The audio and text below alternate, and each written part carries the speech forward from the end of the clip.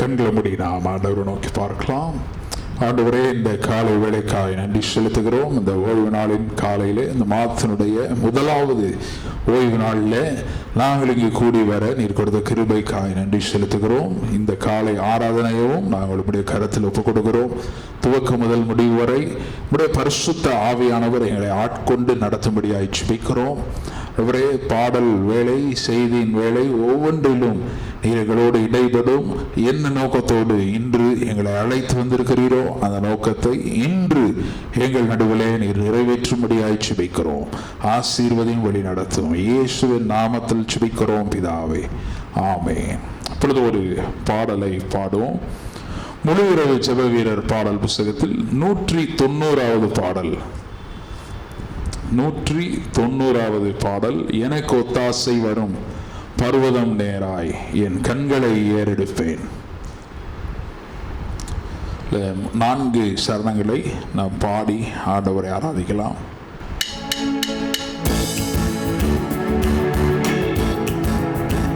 எனக்கு ஒத்தாசை வரும் பர்வதம் நேராய் என் கண்களை ஏறெடுப்பேன்.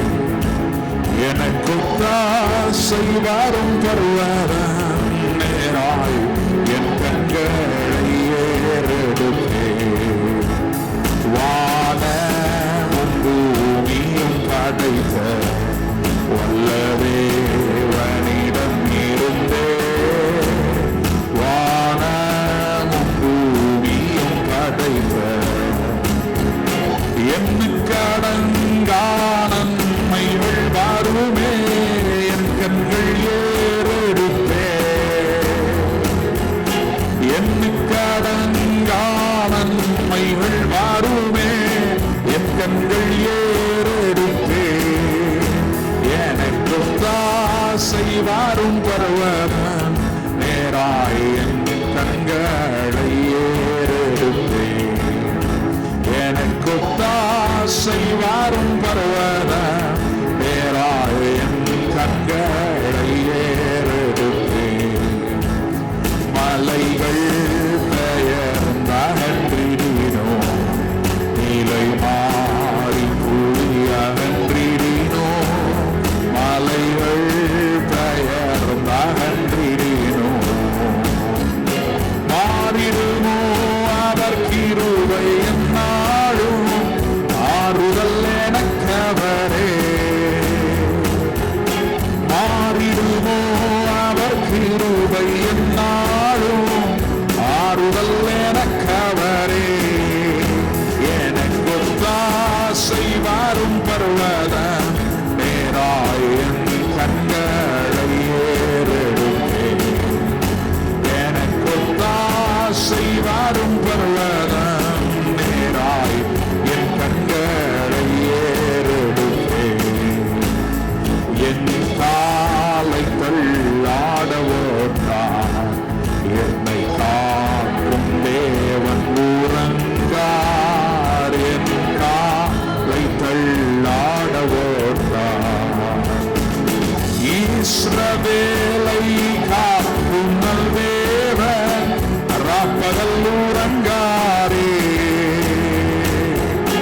இஸ்ரவேலை காக்கும் தேவன் ராப்பகல் உறங்காரே. எனக்கு ஒத்தாசை வரும் பர்வதம் நேராய் என் கண்களை ஏறெடுப்பேன்.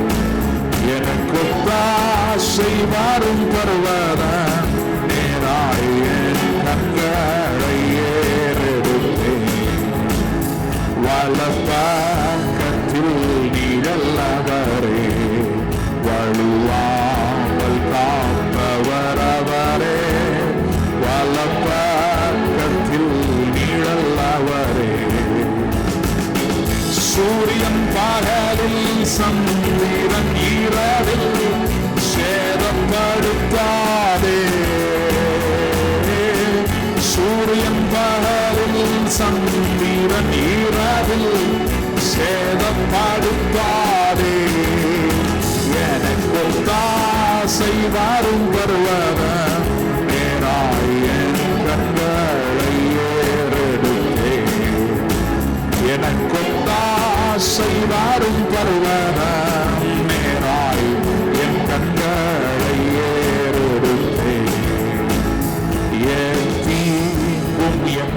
அணுகாமல் ஆத்துமாவை காக்கும் என் தேவன் தீங்கும் என்னை அணுகாமல் போக்கையும் வரத்தையும் பத்திரமாக காப்பாரே இது முதலா போக்கையும் வரத்தையும் பத்திரமாக காப்பாரே இது முதலா எனக்கு தாசை வரும் பருவத நேராய் என் கண்களை ஏறெடுத்தே எனக்கு தாசை வரும் பருவத நேராய் என் கண்களை ஏறெடுத்தே வானமும் பூமியும் படைத்த வல்ல தேவனிடம் இருந்தே வானமும் பூமியும் படைத்த நன்மைகள் வாருமே என் கண்கள் ஏறெடுத்தே நன்மைகள் வாருமே என் கண்கள் ஏறெடுத்தே எனக்கு தாசை வாரும் வருவதன் நேராய் என் கண்களை ஏறெடுத்தே எனக்கு தாசை வாரும் வருவதன் நேராய் என் கண்களை ஏறெடுத்தே. ஹல்லேலூயா. ஒத்தாசை வரும் பர்வதம் அவரே. ஹல்லேலூயா. அவரிடத்திலிருந்து நிச்சயமாய் பதில் வரும். ஹல்லேலூயா. எத்தனை பேர் நம்புறீங்க? ஹல்லேலூயா. இன்னொரு பாடலை பாடுவோம். 50வது பாடல், இதே பாடல் புஸ்தகத்தில் 50வது பாடல். இரத்த கோட்டைக்குள்ளே நான் நுழைந்து விட்டேன், இனி எதுவும் அணுகாது, எந்த தீங்கும் தீண்டாது.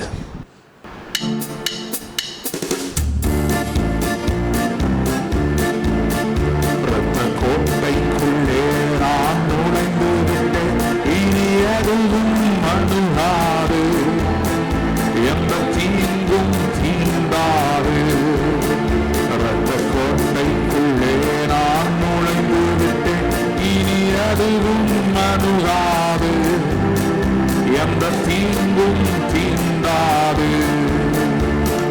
நேசரின் இரத்தம் என் மேலே நெருங்காது சாத்தா, நேசரின் இரத்தம் என் மேலே நெருங்காது சாத்தா.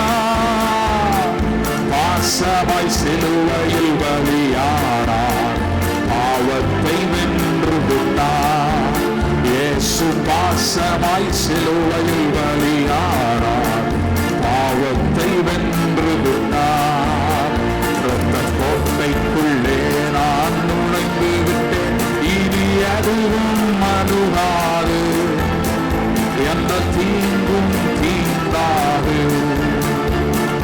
இம்மட்டுதவினய வினேசரே இனியும் காத்திடுவார். இம்மட்டுதவினய வினேசரே இனியும் காத்திடுவார். உலகிலே இருக்கும் அவனை விட என் தேவன் பெரியவரே. உலகிலே இருக்கும் அவனை விட என் தேவன் பெரியவரே. இரத்த கோட்டைக்குள்ளே நான் நுழைந்து விட்டேன், இனி எதுவும் அணுகாது, எந்த தீங்கும் தீண்டாது. தேவனே ஒளியும் மீட்புமானார், யாருக்கு அஞ்சிடுவே. தேவனே ஒளியும் மீட்புமானார், யாருக்கு அஞ்சிடுவே. அவரே என் வாழ்வின் பலனானார், யாருக்கு பயப்படுவேன். அவரே என் வாழ்வின் பலனானார், யாருக்கு பயப்படுவேன். இரத்த கோட்டைக்குள்ளே நான் நுழைந்து விட்டேன், இனி எதுவும் அணுகாது,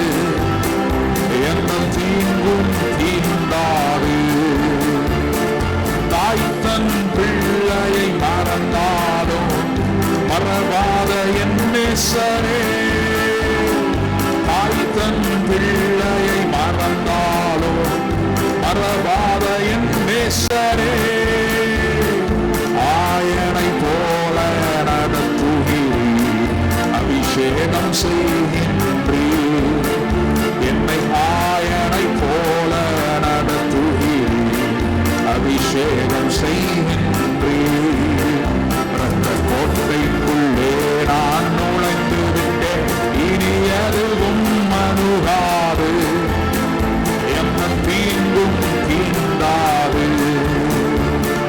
மலைகள் குன்றுகள் விலகினாலும் மாறாதுவும் கிருபை, மலைகள் குன்றுகள் விலகினாலும் மாறாதுவும் கிருபை. அநாதி ஸ்நேகத்தால் இழுத்துக் கொண்டு அனைத்து சேர்த்துக் கொண்டு, என்னை அநாதி ஸ்நேகத்தால் இழுத்துக் கொண்டு அனைத்து சேர்த்துக் கொண்டு.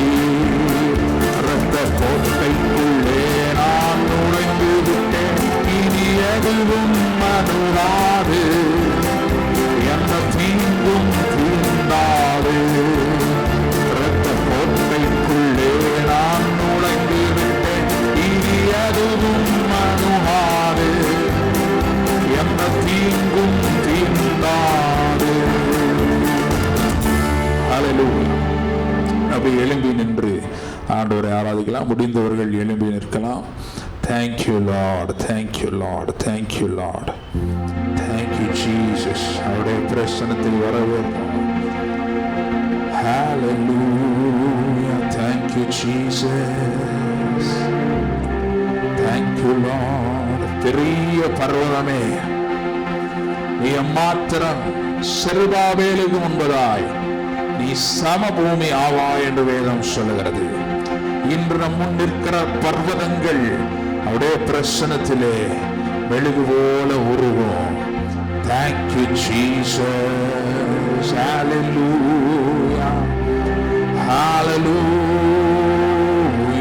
thank you Lord, thank you Jesus, hallelujah, hallelujah. தேவனுடைய பிரசன்னத்தை வரவேற்போம்.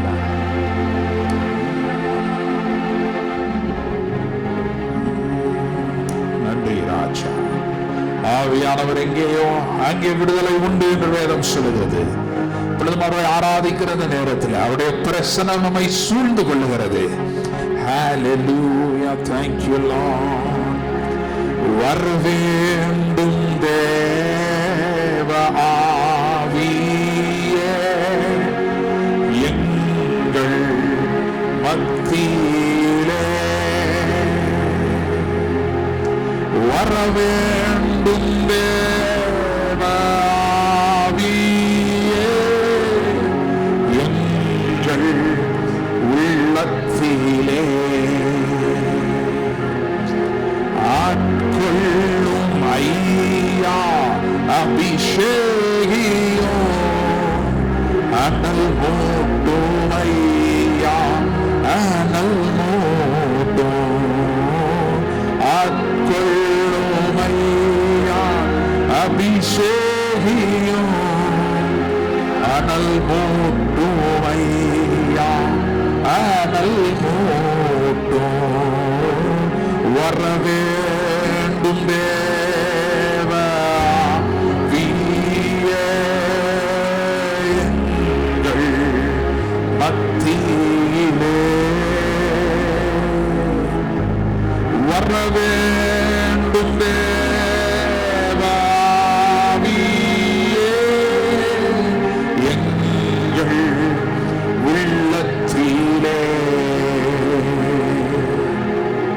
ஆட்கொள்ளும் ஐயா அபிஷேகியோ, அனல் மூட்டும் ஐயா அனல் மூட்டும், ஆட்கொள்ளும் ஐயா அபிஷேகியோ, அனல் மூட்டும் ஐயா அனல் மூட்டும். ஜெய கிறிஸ்து நம்மோடு இருக்கிறார்.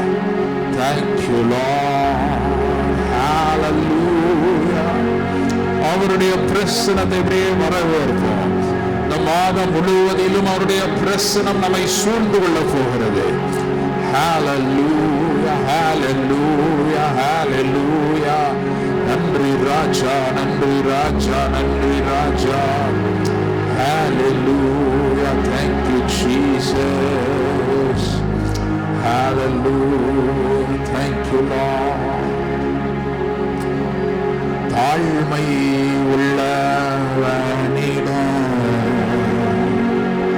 தங்கிடுதே கிருபை, தாழ்மை உள்ளவனிடம்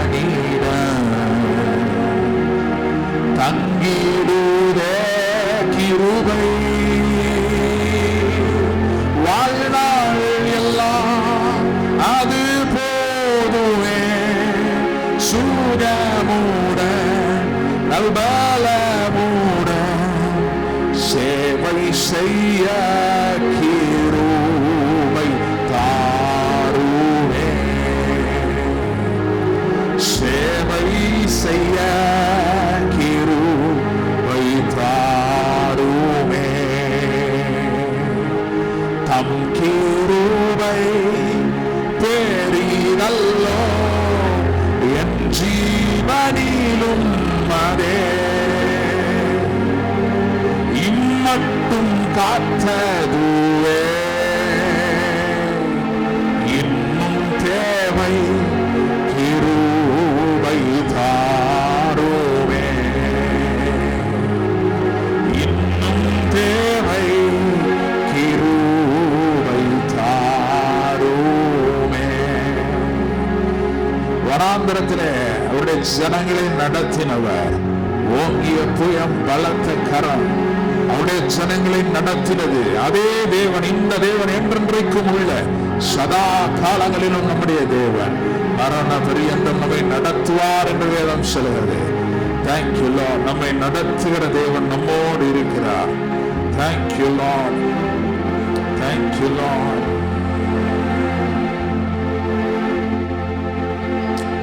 ஆபிரகாம் சாராள் குழந்தை பெற ஆற்றல் பெற்றது நம்பிக்கையினால்.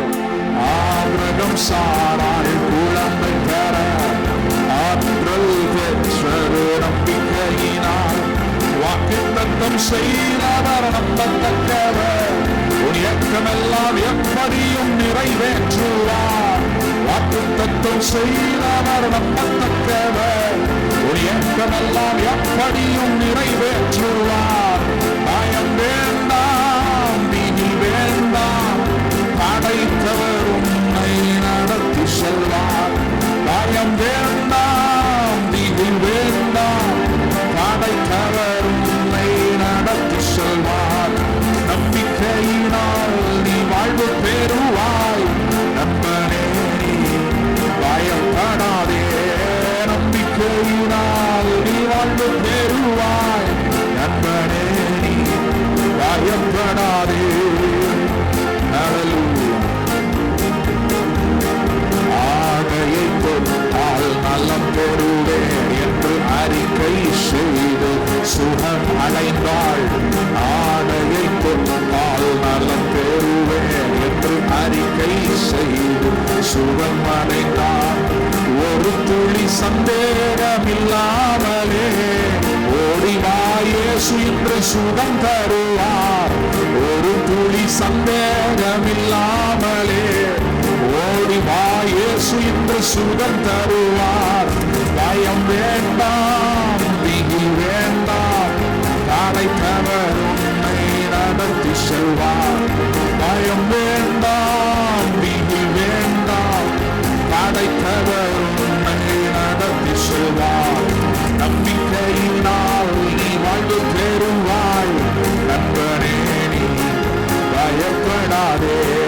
நம்பிக்கையினால் நீ வாழ்வு பெறுவாய், நண்பனே நீ பயப்படாதே. கல்வாரி சிலுவையிலே அனைத்தையும் செய்து முடித்து விட்டார். அதிசய கல்வாரி சிலுவையிலே அனைத்தையும் செய்து முடித்து விட்டார். தழும்புகளால் நீ சுகமானாய், தயவினால் மறுபடி பிறந்து விட்டாய். தழும்புகளால் நீ சுகமானாய், தயவினால் மறுபடி பிறந்து விட்டாய். பயம் வேண்டாம், திகில் வேண்டாம், படைத்தவர் உன்னை நடத்தி செல்வார். பயம் வேண்டாம், திகில் வேண்டாம், படைத்தவர் உன்னை நடத்தி செல்வார். நம்பிக்கையினால் நீ வாழ்வு பெறுவாய். நண்பனே நீ பயப்படாதே, நம்பிக்கையினால் நீ வாழ்வு பெறுவாய். நண்பனே நீ பயப்படாதே. அதிசய கல்வாரி சிலுவையிலே அனைத்தையும் செய்து முடித்து விட்டார். ஏற்கனவே செய்ய வேண்டியதெல்லாம் செய்து முடித்திருக்கிறார்.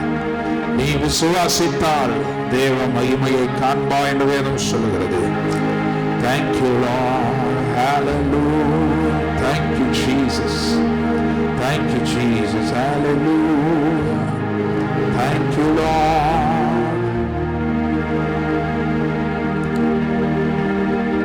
உன் துக்கங்கள் இயேசு சுமந்து கொண்டார், உன் பிணிகள் எல்லாமே ஏற்றுக்கொண்டார். உன் துக்கங்கள் இயேசு சுமந்து கொண்டார், உன் பிணிகள் எல்லாமே ஏற்றுக்கொண்டார். நீ சுமக்க இனி தேவையில்லை, நீ சுமக்க இனி தேவையில்லை. உன் சுக வாழ்வு இந்நாளில் துடித்தது, உன் துக்க நாட்கள் இன்றோடு முடிந்தது.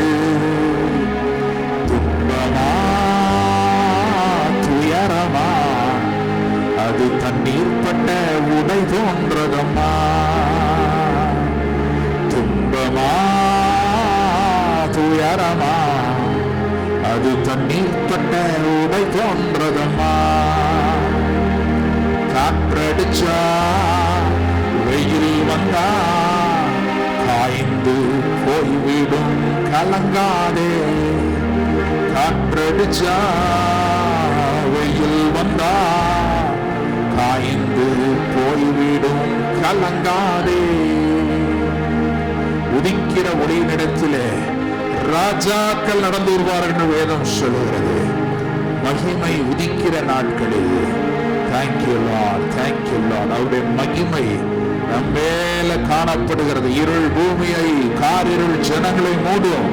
உண்மையில கர்த்தர் உதிப்பார், அவருடைய மகிமை உண்மையில் காணப்படும் என்று வேதம் சொல்லுகிறது. தேங்க்யூ லார்ட், தேங்க்யூ லார்ட், ஹல்லேலூயா.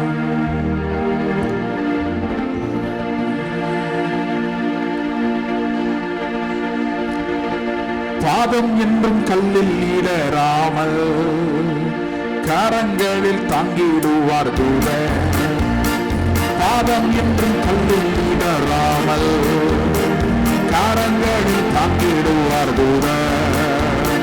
சிங்கத்தின் மேலும் நடந்திடுவேனே, சர்ப்பங்களை மிதித்திடுவேன். சிங்கத்தின் மேலே நடந்திடுவேனே, சர்ப்பங்களை மிதித்திடுவேன். துதிப்போம் அல்லேலூயா பாடி, மகிழ்வோம் மகிழ்வனை போற்றி.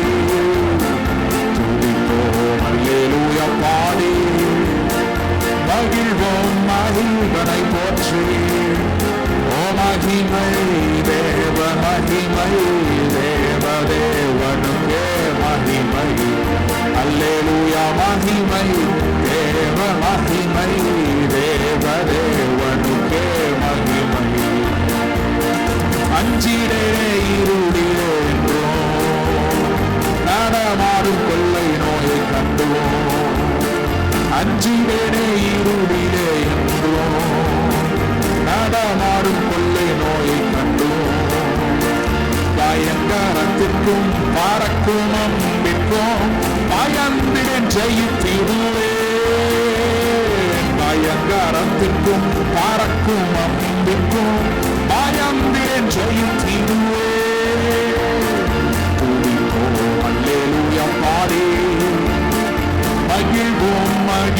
மகிவனை போற்றி துதிப்போம் அல்லேலூயா பாடி மகிழ்வோம் மகிவனை போற்றி. ஓ மகிமை தேவ மகிமை தேவதேவனுக்கே மகிமை அல்லேலூயா மகிமை தேவ மகிமை தேவதேவனுக்கே மகிமை துதிப்போம் அல்லேலூயா பாடி. ஹல்லேலூயா. கர்த்தர் நம் பட்சத்தில் இருந்தால் நமக்கு எதிராயிருப்பவன் யார் என்று வேதம் சொல்லுகிறது. Thank you Lord. இது கர்த்தராலே ஆயிற்று, இது நம்முடைய கண்களுக்கு ஆச்சரியமாயிருக்கிறது என்று வேதம் சொல்லுகிறது. அதிசயங்களை செய்கிறவர். Thank you lord, thank you lord, thank you Lord.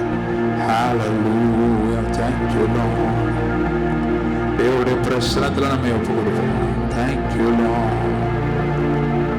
அமர்ந்திருப்பே அருகினிலே சாய்ந்திருப்பே தோள்களிலே ஏசையா நேசரே அன்பு கூர்ந்தே ஜீவன் தந்தே நேசிக்கிறே உம்மைத்தானே நினைவெல்லாம் நீர்தானையா. துதி பாடி மகிழ்ந்திருப்பே உயிருள்ள நாள் எல்லாம் நேசிக்கிறே உம்மைத்தானே நினைவெல்லாம் நீர்தானையா. துதி பாடி மகிழ்ந்திருப்பே உயிருள்ள நாள் எல்லாம் அமர்ந்திருப்பே அருகினிலே சாய்ந்திருப்பேன் உம் தோள்களிலே ஏசையா நேசரே அன்பு கூர்ந்தி ஜீவன் தந்தி நேசிக்கிறே உம்மைத்தானே நினைவெல்லாம் நீர்தானையா. துதி பாடி மகிழ்ந்திருப்பே உயிருள்ள நாள் எல்லாம். அவர் நிர்ணயித்திருக்கிறபடியே நடக்கும், அவர் நினைத்ததே நிறைவேறும்.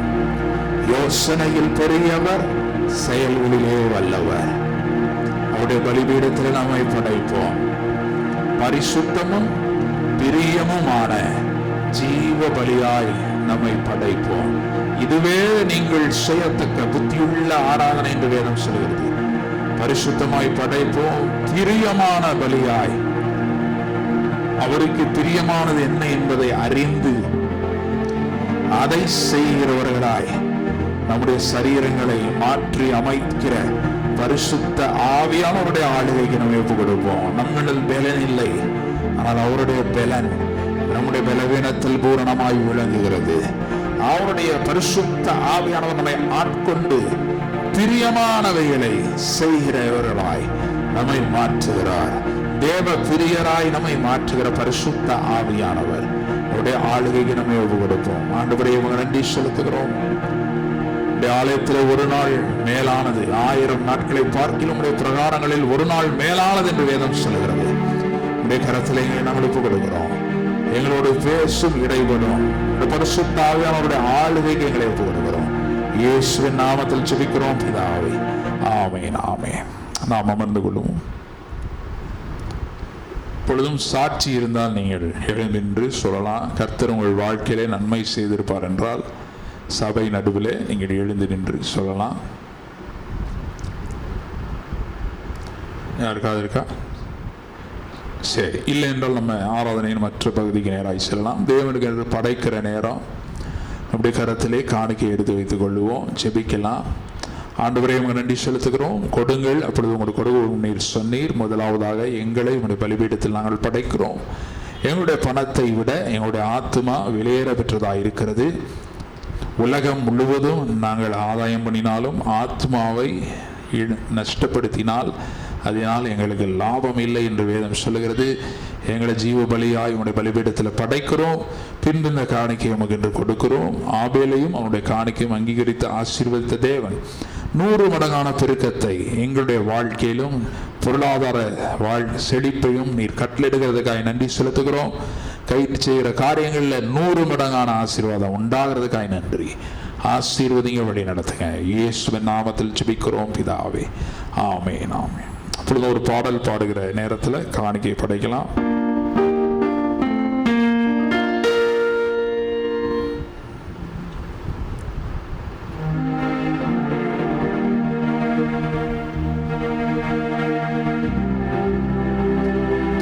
ஒவ்வொரு நாளும் உன் பிரசன்னம் ஓடி வருகிறேன்.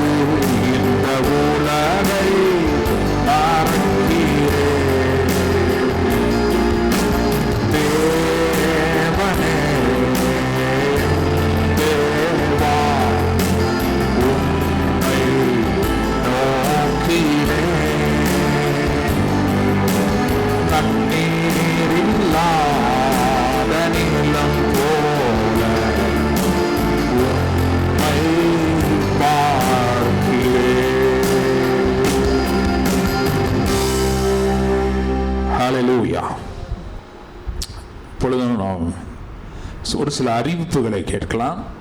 இப்பொழுது நம்ம வந்திருக்கிறது முதலாவது ஆராதனை, காலை ஆராதனை. ஒவ்வொரு ஞாயிற்றுக்கிழமையும் காலை 10:30 11:30 மணி வரை இந்த ஆராதனை உண்டு. இவர்களுக்காக நீங்கள் ஜெபியுங்கள், கலந்து கொள்ளுங்கள். நிச்சயமாய் தேவன் பெரிய காரியம் செய்வார். மாலையில் 5:30 6:30 வரை ஒவ்வொரு ஞாயிற்றுக்கிழமையும் ஆராதனை உண்டு. அதற்காக நீங்கள் ஜெபியுங்கள். இந்த ஆராதனை முடிவில் திருவிருந்து இருக்கிறது. கம்யூனியன் பார்த்தீங்கன்னா நம்ம நேரில் வந்து எடுக்கிறது தான் நல்லது. அதனால் கம்யூனியன் வர மட்டும் கல்யாணம் இருந்தாலும் என்ன பண்ணிடணும், மாற்றி வச்சிடணும். அது எடுக்க முடியாத பட்சத்தில் நம்ம ஆன்லைனில் போடணும், கம்யூனியன் வரும், அதுலேயும் என்று கவர் ஆகும். அதில் வீட்டிலேருந்து எடுக்கலாம், எடுக்க முடியாதவர்கள் வீட்டிலேருந்து எடுக்கலாம். இருந்தாலும் அந்த திருவிருந்துக்கு நம்ம முக்கியத்துவம் கொடுக்கணும். ஏனென்றால் இயேசு சொல்லியிருக்கிறாரு, என்னை நினைவு கூறும்படி இதை செய்யுங்கள் என்று. எனவே இந்த திருவிருந்து அன்று நம்ம நிச்சயமாய் வருவோம். நிச்சயமாய் வெளியூரில் போயிருந்தீங்கன்னா அந்த ஊரில் இருக்க சபைக்கு போகலாம். அந்த திருவிருந்தில் அந்த ஊருக்கு இருக்கிற சபைக்கு போகணும், போய் எடுக்கிறது தான் நல்லது. எனவே நிச்சயமாய் தேவன் அதை ஆசீர்வதிப்பார். இந்த திருவிருந்தையும் இன்றைக்கும் ஆசீர்வதிப்பார். அதே போல் வெள்ளிக்கிழமைகளில் ஒவ்வொரு வெள்ளிக்கிழமையும் காலை 10:30 to 11:30 நமக்கு ஜெபம் இருக்கிறது, உபவாச ஜெபம். வெள்ளிக்கிழமை மாலையில் 6:30 7:30 மணி வரை ஜெபம் இருக்கிறது. நான் பெரும்பாலும் வந்துடுவேன். என்றாவது ஒரு நாள் அவுட் ஆஃப் ஸ்டேஷனாக இருந்தால் தான் வரமாட்டேன். எனவே அதை குரூப்பில் உங்களுக்கு போடுறோம், குரூப்பில் அப்டேட் பண்ணுறோம், நீங்கள் அதை பாருங்கள். இப்பொழுது நம்ம தேவ வார்த்தைக்கு நேராக சொல்லலாம். முதலாவதாக நம்ம இந்த மாதத்துக்கான வாக்குத்தத்த வசனத்தை நம்ம பார்த்துவிட்டு நம்ம அடுத்து கர்த்தருடைய வார்த்தைக்கு நேராக சொல்லுவோம்.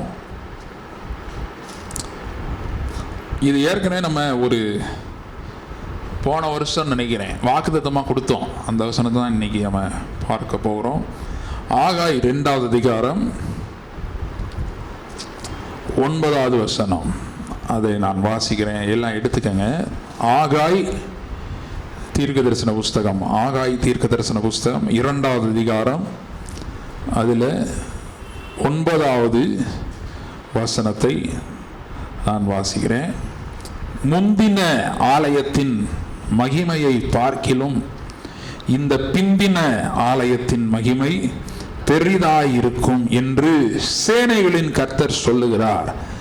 இவ்விடத்தில் சமாதானத்தை கட்டளையிடுவேன் என்று சேனைகளின் கர்த்தர் உரைக்கிறார் என்று சொல் என்றார். ஹல்லேலூயா.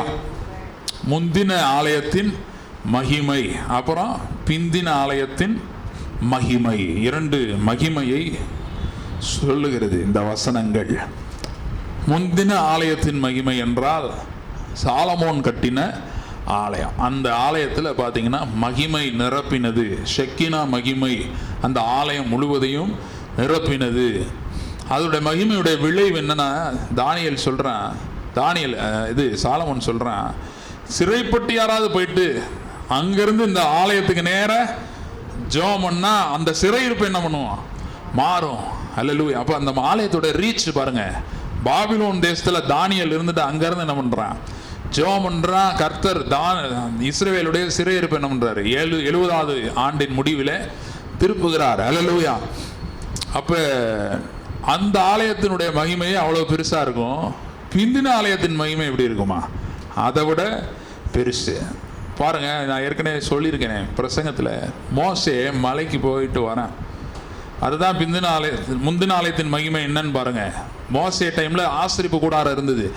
அந்த ஆசரிப்பு கூடாரத்துடைய மாடலில் தான் டெம்பிள் என்ன பண்ணாங்க, கட்டுனாங்க. வெளிப்பிரகாரம், உள்பிரகாரம், அப்புறம் மகா பரிசுத்த ஸ்தலம். அந்த மகா பரிசுத்த ஸ்தலத்தில் என்ன இருந்தது, உடன்படிக்கை பெட்டி இருந்தது.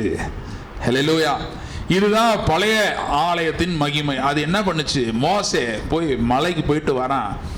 வரும்போது அந்த ஜனங்கள்லாம் சொல்கிறாங்க, உங்கள் முகத்தை எங்களால் என்ன பண்ண முடியல, பார்க்க முடியல. ஆனால் வேதம் என்ன சொல்லுது தெரியுமா, அதை ஒளிந்து போகிற மகிமைன்னு சொல்லுது. ஏன் அது ஒளிந்து போகிற மகிமை என்றால், மோசே முகத்தில் 2 நாளைக்கு இருந்துச்சு அந்த மகிமை, பிரகாசம் அப்படியே இருந்துச்சு. 3வது நாள் போயிடுச்சு, அது அப்படியே இல்லை. மோசே சாகிற வரைக்கும் அந்த மகிமை மோசே மேலே இல்லை, இருந்துச்சு, அப்புறம் போயிடுச்சு. முன்னாடி பார்த்தீங்கன்னா அமெரிக்க தேசத்தில் பிரன்ஹாம்னு ஒருத்தர் இருந்தார். அவர் கடைசியில் விழுந்து போயிட்டாருன்னு சொல்கிறாங்க. எனக்கு தெரியாது. நான் பெரும்பாலும் இந்த விழுந்து போனாங்களா நிற்கிறாங்களா அதெல்லாம் நான் பார்க்கறதில்ல. ஊழியக்காரராக இருந்தார் பிரன்ஹாம்னு. பயங்கரமான அற்புதம்லாம் செஞ்சிருக்கிறார். அவர் கூட்டத்தில் பார்த்தீங்கன்னா உண்மையாகவே அவர் தலைக்கு மேலே ஒரு ஒளிவட்டம் இருக்குமா, எப்படி ஒரு க்ளோ இருக்குமா. ஃபோட்டோலலாம் வந்திருக்கு, அந்த ஃபோட்டோலாம் இருக்குது. யூடியூப்பில் கூகுளில் பார்த்தீங்கன்னா உங்களுக்கு தெரியும், இருக்குது. அப்படி டிஜிஎஸ் தினகரன் வந்தார் ஊழியத்துக்கு வந்ததுக்கு. அவர் ஒரு இன்ஸ்பிரேஷன் இவருக்கெல்லாம், அவரை மாதிரி வரணும்னு வந்தவர். அவர் பார்த்தீங்கன்னா அவர் தலை மேலே அப்படி ஒரு மகிமை இருந்துச்சான்.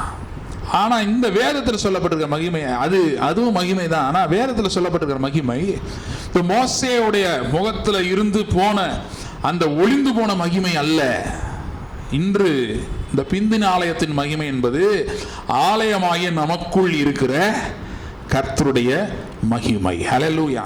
ஏசாயா 60 சொல்லுது, 60:1, இதோ இருள் பூமியையும் காரிருள் ஜனங்களை மூடும், உன்மேல் கர்த்தர் உதிப்பார், அவருடைய மகிமை உன்மேல் காணப்படும். ஹல்லேலூயா.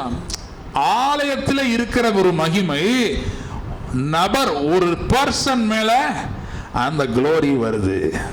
ஹல்லேலூயா. சேஞ்ச் பார்த்தீங்களா பழைய ஏற்பாட்டுக்கும் புதிய ஏற்பாட்டுக்கும்.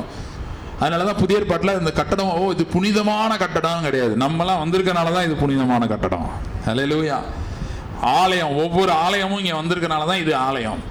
புதிய ஏற்பாட்டில் கட்டடம்னு ஒன்றுமே கிடையாது. அதனால தான் நிறைய பேர் ஒருத்தவங்களாம் சொன்னாங்க, நான் எப்படியாவது ஜெருசலேமுக்கு போயிடணும், இயேசு வாழ்ந்த பூமியை நாம் போய் என்ன பண்ணிடணும், பார்த்துடணும். தாராளமாக போகலாம். ஆனால் அது என்னமோ சடங்கு மாதிரி போயிடக்கூடாது. சும்மா சுற்றி பார்த்துட்டு வரலாம், நல்லா தான் இருக்கும், ஜெருசலேம் நல்லா தான் இருக்கும். ஆனால் இயேசு வாழ்ந்த இடத்த விட இயேசு இப்போ வாழ்கிற இடம் தான் புனிதமானது. எங்கே வாழ்கிறாரு இயேசு?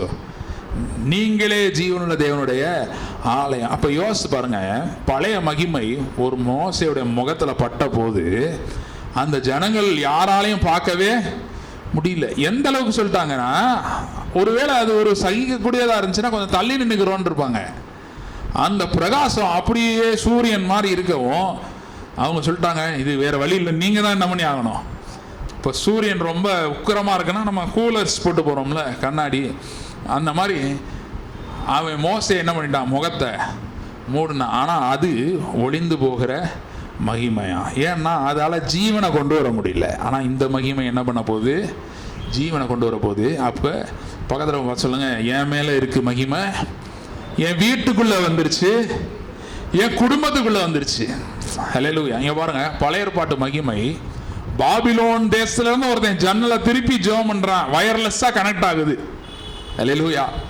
அப்போ இன்னைக்கு உங்கள் பிள்ளைகள், குடும்பம், வீடு, உறவினர்கள், நண்பர்கள், சுற்று வட்டாரத்தில் இருக்கிறவங்க எல்லாருமேடையும் வயர்லெஸ்ஸாக இந்த மகிமை என்ன ஆக போகுது, வரப்போகுது. ஹல்லேலூயா. மகிமை வரும்போது என்ன ஆகும், மகிமை இருக்கிற இடத்துல தெரிஞ்சுக்கோங்க, மகிமை இருக்கிற இடத்துல குறையவே இருக்காது. என்ன இருக்காது, குறையவே இருக்காது. உங்களுக்கு சொல்லவா, எருசலேம் தேவாலயம் இருந்துச்சுல, அதில் மகிமை இருந்துச்சுல, அதில் எவ்வளவு கோல்டு வருதுன்னு பாருங்க. அந்த ஆலயம் கட்டினதுப்ப எவ்வளவு கோல்டு, வெளியேற பெற்ற துணி. அதாவது முன்னாடிலாம் வந்து பர்பிள் டை இருக்குல்ல, அது வந்து ராஜவம்சத்தார் மட்டும்தான் போடுவாங்க. பர்பிள்னா வயலட் கலரு, இந்த அம்மா போட்டிருக்காங்க சேலை அழகா, அந்த மாதிரி ஒரு கலர், பர்பிள் கலர். அந்த டை வந்து ரொம்ப ராயல் டை. அந்த மாதிரி ஸ்கார்லெட், அதுவும் ரொம்ப ராயல் டை. தேவாலயத்தில் பார்த்தீங்கன்னா அந்த அந்த ஸ்க்ரீன்லாம் இருக்குல்ல, அது எல்லாமே விலையேற பெற்ற துணி. அப்புறம் செஞ்ச ஒர்க்கு, ஸ்கில். பெசலையேல் அப்படின்ற ஒருத்தன் வந்து என்ன பண்ணுறான், முன்னாடி செய்கிறான். அதே போலவே தேவாலயத்தை கட்டும்போதும், மோசே காலத்தில் பெசலையேல் இருந்தான், தேவாலயத்தை கட்டும்போதும் அந்த ஸ்கில்டு ஒர்க்கர்ஸ், மரம்லாம் வேற எங்கேருந்தும் வருது. எங்கேருந்து வருது, லீபனோன்ல இருந்து வருது, கேதுரு மரம் எல்லாம் வருது, எல்லாம் இம்போர்ட் ஆகி வருது, எல்லாமே காஸ்ட்லி. அப்போ நிறைவான ஒரு இடம் தான் ஆலயம். ஹல்லேலூயா. அப்போ நம்முடைய வாழ்க்கையில் இந்த மகிமை இந்த மாதம் வரப்போகுது. ஹல்லேலூயா. எத்தனை பேர் நம்புறீங்க? ஹல்லேலூயா. இந்த மாதம் அந்த மகிமை நம்ம மேலே வரும்போது நிறைவு உண்டாகுது. அப்போ என்ன பண்ணணும், இந்த மாதம் கேட்டுட்டு போகிறதோடு நிறுத்தாமல் ஒவ்வொரு நாளும் இந்த மாதம் மகிமையின் மாதம், இன்றைய நாளில் இந்த மகிமை என் மேலே வரணும்னு ஒவ்வொரு நாளும் கேட்டால் கண்டிப்பாக அது வரும். ஹல்லேலூயா. ஏன்னா விசுவாசத்தில் தான் எல்லாமே ஆப்ரேட் ஆகுது. விசுவாசத்துக்கு முக்கியமானது, இன்னைக்கு பிரசங்கமாக தான் பண்ண போகிறேன், விசுவாசத்தில் முக்கியமான ஒரு பகுதி என்னென்னா மைண்ட் செட், மனது. பிசாசு அதனால தான் மனதை தான் என்ன பண்ணுறான், குறி வைக்கிறான். என்னைக்காவது பிசாசு வந்து ஏதாவது கத்தி எடுத்துகிட்டு வந்து குத்துற பார்த்துருக்கீங்களா? யாரையுமே பண்ண மாட்டான். ஏதேன் தோட்டத்துலேயும் கத்தி எடுத்துகிட்டு வந்து மிரட்டலை. ஏவாளை வந்து என்ன பண்ணல, கழுத்தில் கத்தியை வச்சு இந்த பழத்தை சாப்பிடுன்னு சொல்லலை, மனதை அட்டாக் பண்ணான். ஏன்னா மனதை அவன் அட்டாக் பண்ணிட்டான்னா அவன் கண்ட்ரோலுக்கு என்ன பண்ணிட்டான், எடுத்துட்டான்னு அர்த்தம். அதனால மனதில் தான் ஆவியானவரும், மனம் புதிதாகிறதுலே ஆவியானவரும் கவனம் செலுத்துகிறார். எனவே இந்த மாதம் பரிசுத்த ஆவியானவருக்கு இப்படி நம்ம ஒப்பு கொடுப்போம். ஒவ்வொரு நாளும் நிச்சயமாக இந்த மகிமையை ஒவ்வொரு நாளும் பார்ப்போம். ஹல்லேலூயா. சரி, இப்படி நம்ம தேவ வார்த்தைக்கு நேராக செல்லலாம். ஆதியாகமம் 15வது அதிகாரம், அதில் 5வது வசனத்தையும் 6வது வசனத்தையும் நான் வாசிக்கிறேன். 5வது வசனத்தை பாருங்க, எல்லாம் எடுத்துக்கங்க. 5வது வசனம் பாருங்க. அவர் அவனை வெளியே அழைத்து, ஆபிரகாமை வெளியே அழைத்து, நீ வானத்தை அண்ணாந்து பார். வானத்தை பார் இல்ல, வானத்தை அண்ணாந்து பார். அப்படின்னா நல்லா மேலே இப்படி பார்க்கணும். அண்ணாந்து பார். நட்சத்திரங்களை என்ன உன்னாலே கூடுமானால் அவைகளை எண்ணு என்று சொல்லி, பின்பு அவனை நோக்கி, உன் சந்ததி இவ்வண்ணமாய் இருக்கும். ஹல்லேலூயா. இருக்கும் என்றார். 6வது வசனத்தை பாருங்க. அவன் கர்த்தரை விசுவாசித்தான், அதை அவர் அவனுக்கு நீதியாக எண்ணினார். ஹல்லேலூயா. விசுவாசத்தின் மூலமாக நீதியை பெற்ற ஆபிரகாம். அல்லேலூயா. நீதினா என்ன எல்லாம் இன்னைக்கு பார்க்க போறோம். அல்லேலூயா. அதுக்கு முன்னாடி சில பேசிக்கா சில காரியங்களை பார்க்க வேண்டும். ஆபிரகாமுக்கு என்ன நடக்குது? இது என்ன நம்மளும் நிறைய நேரம் இப்படி இருக்கிறோம், அதனால தான் சொல்றேன். ஆபிரகாமுக்கு என்ன நடக்குதுக்கு பாருங்க. 75வது வயசுல கர்த்தர் ஆபிரகாமை அழைக்கிறார். அழைக்கும் போது எத்தனை வயசு? 75 வயது. ஆபிரகாமுக்கு நல்லா சொத்துலாம் இருந்துச்சு, அதுக்கெல்லாம் பிரச்சனை இல்லை. நல்லா ரொம்ப இருந்துச்சுன்னு சொல்ல முடியாது, ஆனால் சொத்து ஓரளவுக்கு இருந்துச்சு. ஆபிரகாம்கிட்ட இல்லாததுன்னா என்னது? பிள்ளை. 75 வயசு ஆயிடுச்சு, ஆனால் அவனுக்கு என்ன இல்லை? பிள்ளை இல்லை. அப்போ ஆபிரகாம தேவன் அழைக்கிறார். அழைச்சு நான் உனக்கு காண்பிக்கிற தேசத்துக்கு போ சொல்லிட்டாரு. உன்னை மிகவும் பெருக பண்ணுவேன்னு சொல்லிட்டாரு. அல்லேலூயா. இப்போ பெருக பண்ணுவேன் இருக்காரு, என்ன செய்ய போறேன்னு இருக்காரு. அது தெரிஞ்ச உடனே ஆபிரகாமுக்கு ரொம்ப சந்தோஷம். பெருக்கம்னா என்னது? அப்பனா பிள்ளை என்ன பண்ண போகுது? வரப்போகுது. பிள்ளை வராமல் பெருக்கம் இருக்காதுல்ல, சந்ததி எப்படி பெருகும்? அதனால அவன் ரொம்ப சந்தோஷத்தில் வரான். ஆனால் இப்போ இது நடக்கும்போது ஏறக்குறைய 86 வயசு 85 வயசுன்னு வைங்களேன். ஒரு 10-11 வருடம் ஆயிடுச்சு. ஆனால் எந்த மாற்றமும் இல்லை. எந்த மாற்றமும் இல்லை. பாருங்க, அன்னைக்கு எரிகோ கோட்டையை பார்த்தோம். 6 தடவை சுற்றினாங்க, எந்த மாற்றமும் இல்லை. 7வது நாள் எத்தனை தடவை சுற்றணும்? 7 தடவை சுற்றணும். 7வது நாள் 6 தடவை சுற்றிட்டாங்க, எந்த மாற்றமும் இல்லை. ஆனால் 7வது தடவை சுற்றி ஆர்ப்பரித்த போது தலைகீழான மாற்றம். எரிகோ கோட்டையே அங்கே இல்லை. அல்லேலூயா. பக்கத்தில் சொல்லுங்க, மாற்றமே இல்லைனாலும் கோட்டையே இருக்காது. அல்லேலூயா. நம்ம கோட்டையில ஓட்ட விழுகலன்றோம். கர்த்தர் சொல்றாரு, நான் கோட்டையவே எடுத்து விட்டேன். அல்லேலூயா. இதுக்கு பேர் தான் அற்புதம். இதுதான் அற்புதம்னு சொல்றோம். அல்லேலூயா. எனவே அற்புதத்திற்கு விசுவாசம் என்ன செய்யுது எல்லாம் இன்னைக்கு நம்ம பார்க்க போறோம். இப்போ 10 வருஷம் 11 வருஷம் ஆயிடுச்சு, 10-11 வருடம் ஆயிடுச்சு, ஆனால் பிள்ளை இல்லை. அப்போ அப்படி போயிட்டு இருக்கும்போது ஒரு நாள் கர்த்தர், ஆனால் பாருங்க கர்த்தர் என்ன பண்றாருன்னா, இப்போ பாருங்க நம்ம அரசியல்வாதிலாம் வாக்குறுதி கொடுத்துட்டு அப்புறமேட்டு என்ன பண்ண மாட்டான், அந்த பக்கமே எட்டி பார்க்க மாட்டான் இல்லையா? அந்த மாதிரி கர்த்தர் கிடையாது. அல்லேலூயா. சொல்லிட்டு அப்படியே வருஷ கணக்காக விட்டுட்டு போறவர் அல்ல. கர்த்தர் என்ன பண்றாருன்னா, ஒன்னே ஒன்று செஞ்சுக்கிட்டே இருக்காரு. என்னன்னா, திரும்ப திரும்ப பேசிக்கிட்டே இருக்காரு. அல்லேலூயா. கர்த்தர் என்ன பண்றாரு? மறுபடியும் மறுபடியும் அகைன் அகைன் பேசிக்கிட்டே இருக்காரு. எந்த மாற்றமும் இல்லை. அவருக்கும் தெரியுது, கர்த்தருக்கும் தெரியுது என்ன பெரிய மாற்றமும் இல்லை என்று. ஆனாலும் அவர் என்ன பண்ணி கொண்டிருக்கிறார்? பேசி கொண்டிருக்கிறார். ஏன்னா கர்த்தர் இருக்கிறத பார்க்கறது இல்ல, என்ன வரப்போகுதுன்றத பார்க்கிறவர். அல்லேலூயா. கர்த்தர் பார்க்கிற மாதிரி நம்மளும் பார்க்க ஆரம்பிக்கணும். அல்லேலூயா. கர்த்தருக்கு தெரியும் ஈசாக்கு வரப்போறான். அல்லேலூயா. ஆபிரகாம் பார்த்தீங்கன்னா இதுக்கு பிறகு அவன் இஸ்மவேலை கொண்டு வந்துடுறான். யாரை திருமணம் செய்கிறான்? ஆகார திருமணம் செய்கிறான். கர்த்தர் ஆபிரகாமையும் சாராளையும் தான் அழைச்சார், ஆபிரகாமையும் ஆகாரையும் அழைத்தார். அப்படியா? பாருங்க, முன்னாடி ஒரு நாள் ஒரு கிராம சபைகளில் இருக்கிற ஒரு ஊழியர், அந்த ஊழியர் தன்னுடைய மனைவியை டைவர்ஸ் பண்ணணும்னு போயிட்டாரு. ஊழியக்காரரு, கிராம சபையில் இருக்கிறவர். அப்போ எங்கள் அம்மாலாம் எவ்வளவோ எங்கள் அம்மா இருந்த டைமில் எவ்வளவோ சொன்னாங்க, நீங்கள் ஊழியத்தில் இருக்கீங்க இப்படிலாம் செய்யக்கூடாதுன்னு. இந்த போதவருடைய அம்மா சொல்லுது, தேவ சித்தம் இல்லைம்மா. தேவ சித்தம்னு எப்போ பார்க்கறது? திருமணம்லாம் ஆன பிறகு பார்க்கறது. அந்த அம்மா சொல்லுது, தேவ சித்தம் இல்லை. அப்போ பாருங்க, அமெரிக்காவிலேருந்து ஒரு அம்மா வந்தாங்க, வெள்ளைக்கார அம்மா. அவங்க பாஸ்டர்ஸ்க்கு மட்டும் பேசணும்னு சொல்லி பாஸ்டர்ஸ்லாம் வந்திருக்கிறாங்க. அப்போ அந்த அம்மா, அந்த போதர் இந்த பக்கம் உட்காந்துருக்காரு, எல்லாரும் போதகர் மனைவி பக்கத்தில் உட்காந்துருக்காங்க. இந்த அம்மா மட்டும் இங்கிட்ட உட்காந்துருக்கு.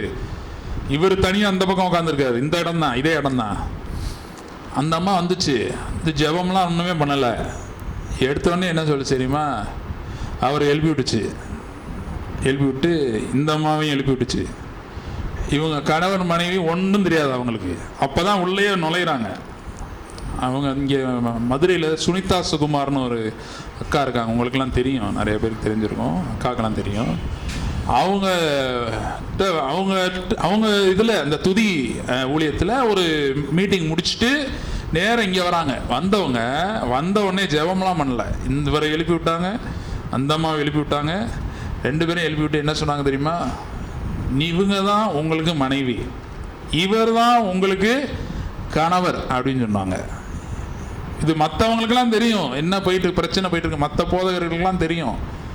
ஆனால் இந்த அம்மாவுக்கு ஒன்றுமே தெரியாது. அப்போ இதுலேருந்து என்ன தெரியுதுன்னா, கர்த்தர் ஒரு கணவன் மனைவியை இணைத்திருக்கிறார் என்றால் அதை வைத்து அவர் ஒரு பெரிய நோக்கத்தை வைத்திருக்கிறார். ஹல்லேலூயா. அதை யாராலையும் தடுக்கவே முடியாது. ஹல்லேலூயா. சரியான காரணங்கள் இருக்கிறது. சில நேரங்களில் வேதத்திலே சொல்லியிருக்கு, இப்படின்னா சரியில்லைன்னா என்ன பண்ணி ஆகணும், டைவர்ஸ் பண்ணிக்கலான்னு வேதத்திலே இருக்குது. ஆனால் இப்போ டைவர்ஸ் நடக்கிறதெல்லாம் பார்த்தீங்கன்னா அவங்க எப்படி செய்கிறார்கள் என்று சொன்னால், ஈகோ, பிள்ளையெல்லாம் பிறந்து இருக்கு, பெரிய பிள்ளைகள் ஆயிடுச்சு. அப்புறமேட்டு என்ன பண்ணுறாங்க, டைவர்ஸ் பண்ணுறாங்க. பிள்ளைகள்கிட்ட கேட்குறாங்க ஜட்ஜு, நீங்கள் யார் கூட போகிறீங்க, அப்பா கூட போகிறீங்களா, அம்மா கூட போகிறீங்களா? அந்த பிள்ளைகள் முழிக்குது. இப்படி தான் இப்போ நடந்துகிட்டு இருக்கு. எதுக்காக இதை சொல்கிறேன், கர்த்தர் ஒரு நோக்கத்தோடு நம்மை இந்த பூமியில் வைத்திருக்கிறார். ஹல்லேலூயா. ஆபிரகாமையும் சாரா, இது திருமணத்துக்கு மட்டுமல்ல, இதே போல தேவ சித்தம் ஒவ்வொரு ஏரியாலையும் இருக்கிறது. ஹல்லேலூயா. வேலையில் இருக்கு, இது சரியான வேலையா, இந்த வேலைக்கு நான் போகலாமா அப்படின்றதுல இருக்கு. நான் ஒருத்தர்கிட்ட சொன்னேன், இந்த வேலையில் தான் நீங்கள் இருக்கணும், இந்த வேலையில் தான் நீங்கள் இருக்கணும்னு சொன்னேன். அவர் வேற எதுக்கு மாறி போயிட்டாரு. அப்புறம் திருப்பி அதே இதுக்கு வந்தார், வேற எது வேலை செட் ஆகலைன்னு. இன்னொருத்தவங்ககிட்ட சொன்னேன், எனக்கு இப்போ இந்த மாதம் பிறந்த நாள் வருது. எனக்கு போன பிறந்த நாள் அப்போ ஒருத்தவங்க ஜோமன் வந்திருந்தாங்க. அவங்ககிட்ட சொன்னேன், எனக்கு அடுத்த பிறந்த நாள் வர்றதுக்கு முன்னாடி நீங்கள் இந்த வேலையில் இருக்க மாட்டீங்க, வேறு வேலைக்கு என்ன பண்ணிடுவீங்க, போயிடுவீங்கன்னு. அவங்க பண்ணாத முயற்சியே இல்லை, எல்லா முயற்சியும் பண்ணிட்டாங்க. ஏன் இன்னும் வேலை வரல, இன்னும் எனக்கு பிறந்த நாள் வரல. அல்லேலூயா. இந்த மாதம் பிறந்தநாள் வரப்போகுது, அவங்களுக்கு இன்னொரு வேலை வந்துருச்சு. ஹல்லேலூயா. அதை விட அதிக சம்பளம், அதோட வேலை குறைவா. ஹல்லேலூயா. அப்போ ஒவ்வொன்றிலும் தேவ சித்தம் என்பது இருக்கிறது. இஸ்மவேல்ன்றது ஒவ்வொரு ஏரியாலையும் இருக்கு, வேலையில் இருக்கு, நம்ம ஒவ்வொரு நாள் டே டு டே பண்றதுல இருக்கு. நிறைய நேரம் நானே யோசிப்பேன், என்ன இதை இப்படி பண்ணியிருக்கலாமே, கொஞ்சம் யோசிச்சிருந்தா இதை இப்படி பண்ணியிருக்கலாமே, ஞானத்தோட பண்ணியிருக்கலாமேன்னு யோசிப்பேன். இப்போ இஸ்மவேல் என்பது ஞானமான ஒரு டிசிஷன் கிடையாது. கரெக்டா இல்லையா? இப்போ வரைக்கும் பிரச்சனை வருதா இல்லையா? பெட்ரோல் விலை ஏறிடுச்சா? என்ன காரணம்? இஸ்மவேலுக்கும் ஈசாக்குக்கும் சண்டை. இஸ்மவேலுக்கும் ஈசாக்குக்கும் சண்டை. அது அமெரிக்காக்காரன் எல்லாத்துலேயும் மூக்கம் நுழைப்பான். அவனும் ஊடால வந்தனால யுத்தம் பெருசாக போயிடுச்சு. இப்போ எப்படி அணைக்கிறதுன்னு தெரியாமல் தவித்து கொண்டிருக்கிறார்கள். நம்ம ஜெபம் பண்ணி தான் அணைக்கணும். அல்லேலூயா. ஜெபம் பண்ணுறீங்களா இதுக்கெல்லாம்? அல்லேலூயா. பாருங்கள், பெட்ரோல் விலை ஏறுச்சுன்னா எவ்வளவு அடிமட்ட. அன்னைக்கு பாருங்க, நான் காரை சர்வீஸ் விட போயிருந்தேன். என் வண்டியில் எந்த பிரச்சனையும் இல்லை, நல்லா தான் இருக்குது. பக்கத்தில் ஒருத்தர் கொண்டு வந்திருக்காரு, அவர் வேற ஏதோ ஊர்லேருந்து கொண்டு வந்திருக்காரு வண்டியை. அவர் மனைவி சொல்லுது, கேட்குற பில்லை கொடுத்துருங்க, கஞ்சி குடிக்காம கூட, ஏதோ கிராமத்துலேருந்து வராங்க, அவங்க சொல்கிறாங்க கஞ்சி குடிக்காம கூட இருந்துடலாம், வண்டி இல்லாமல் என்ன பண்ண முடியாது, இருக்க முடியாதுன்றாங்க. இப்போ பாருங்க, பெட்ரோல் விலை ஏறுறது, நம்ம ஜெபம் பண்றதே இல்லை, நம்ம ஜெபம் பண்ணுவோம் குறையும். நான் சொல்றேன் அல்லேலூயா. சரி, இதெல்லாம் எதுக்கு சொல்றேன்? நம்முடைய ஸ்கோப் தெரியணும், என்னன்னு நம்ம யாருன்றது தெரியணும். அல்லேலூயா.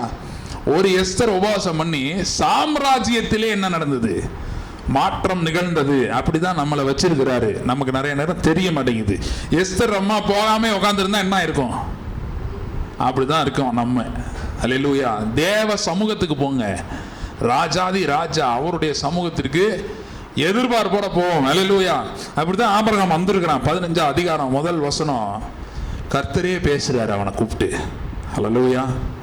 இன்னைக்கு நான் சொல்றேன், உங்களுக்கு கர்த்தர் வாக்குத்தத்தம் கொடுத்துட்டாருன்னா அதோட நிறுத்தவே மாட்டாரு. அதை பத்தி பேசிக்கிட்டே இருப்பாரு. எப்ப வரைக்கும் பேசுவார்னா அது நிறைவேற வரைக்கும் பேசுவார். அல்லேலூயா. இந்த சபை ஜீவனுள்ள சபையா மாறப்போகுது.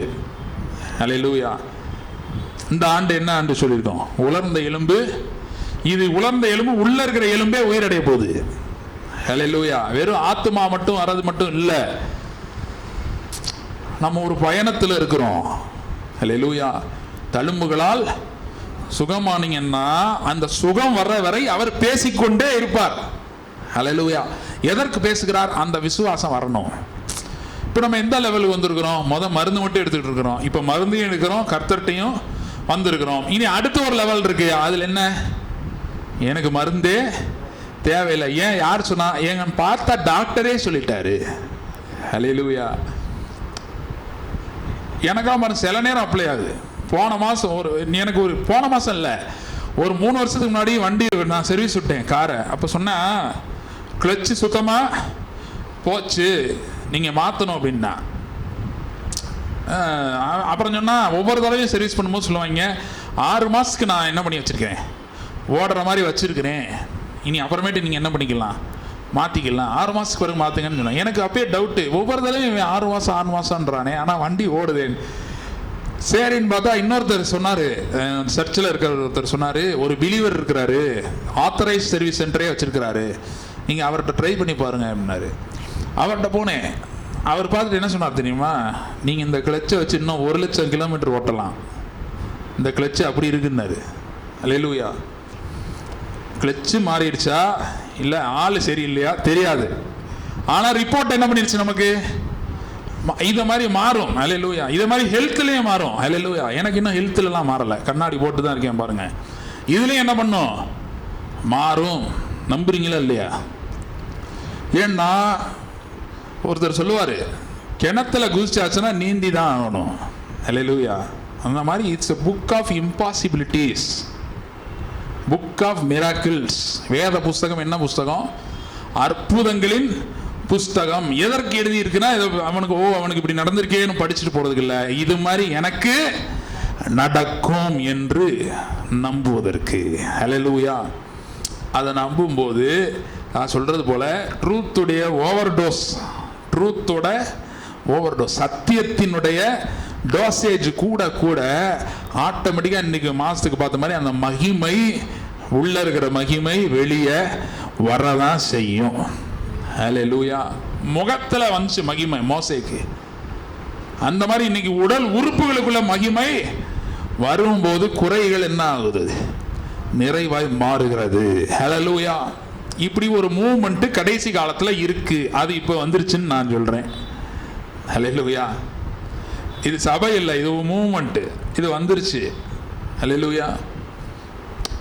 சரி பாருங்க, கர்த்தர் சொன்னதோட அப்படியே நிறுத்தாம 15ஆம் அதிகாரத்துல ஆபிரகாம் சொல்றாரு, கர்த்தருடைய வார்த்தை ஆபிராமுக்கு, அப்ப ஆபிராமா இருந்திருக்கான், ஆபிராமுக்கு தரிசனத்தில் உண்டாகி அவர், ஆபிராமே நீ பயப்படாதே, 15:1, நான் உனக்கு கேடகமும் உனக்கு மகா பெரிய பலனுமாயிருக்கிறேன். ஹல்லேலூயா. ஆண்டவர் சொல்றாரு, நான் உனக்கு பலன். என்னது பலன்? கிடையாது. பலன்னா ஸ்ட்ரெங்த். பலன்னா என்ன தெரியுமா?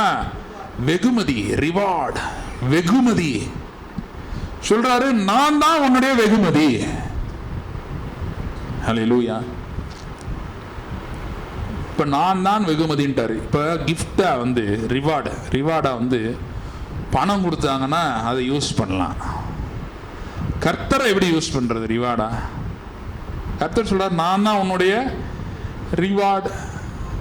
கடையில் போயிட்டு கர்த்தர் என்னை அனுப்பினார் 2 பிஸ்கெட் கொடுனா கொடுத்துருவானா?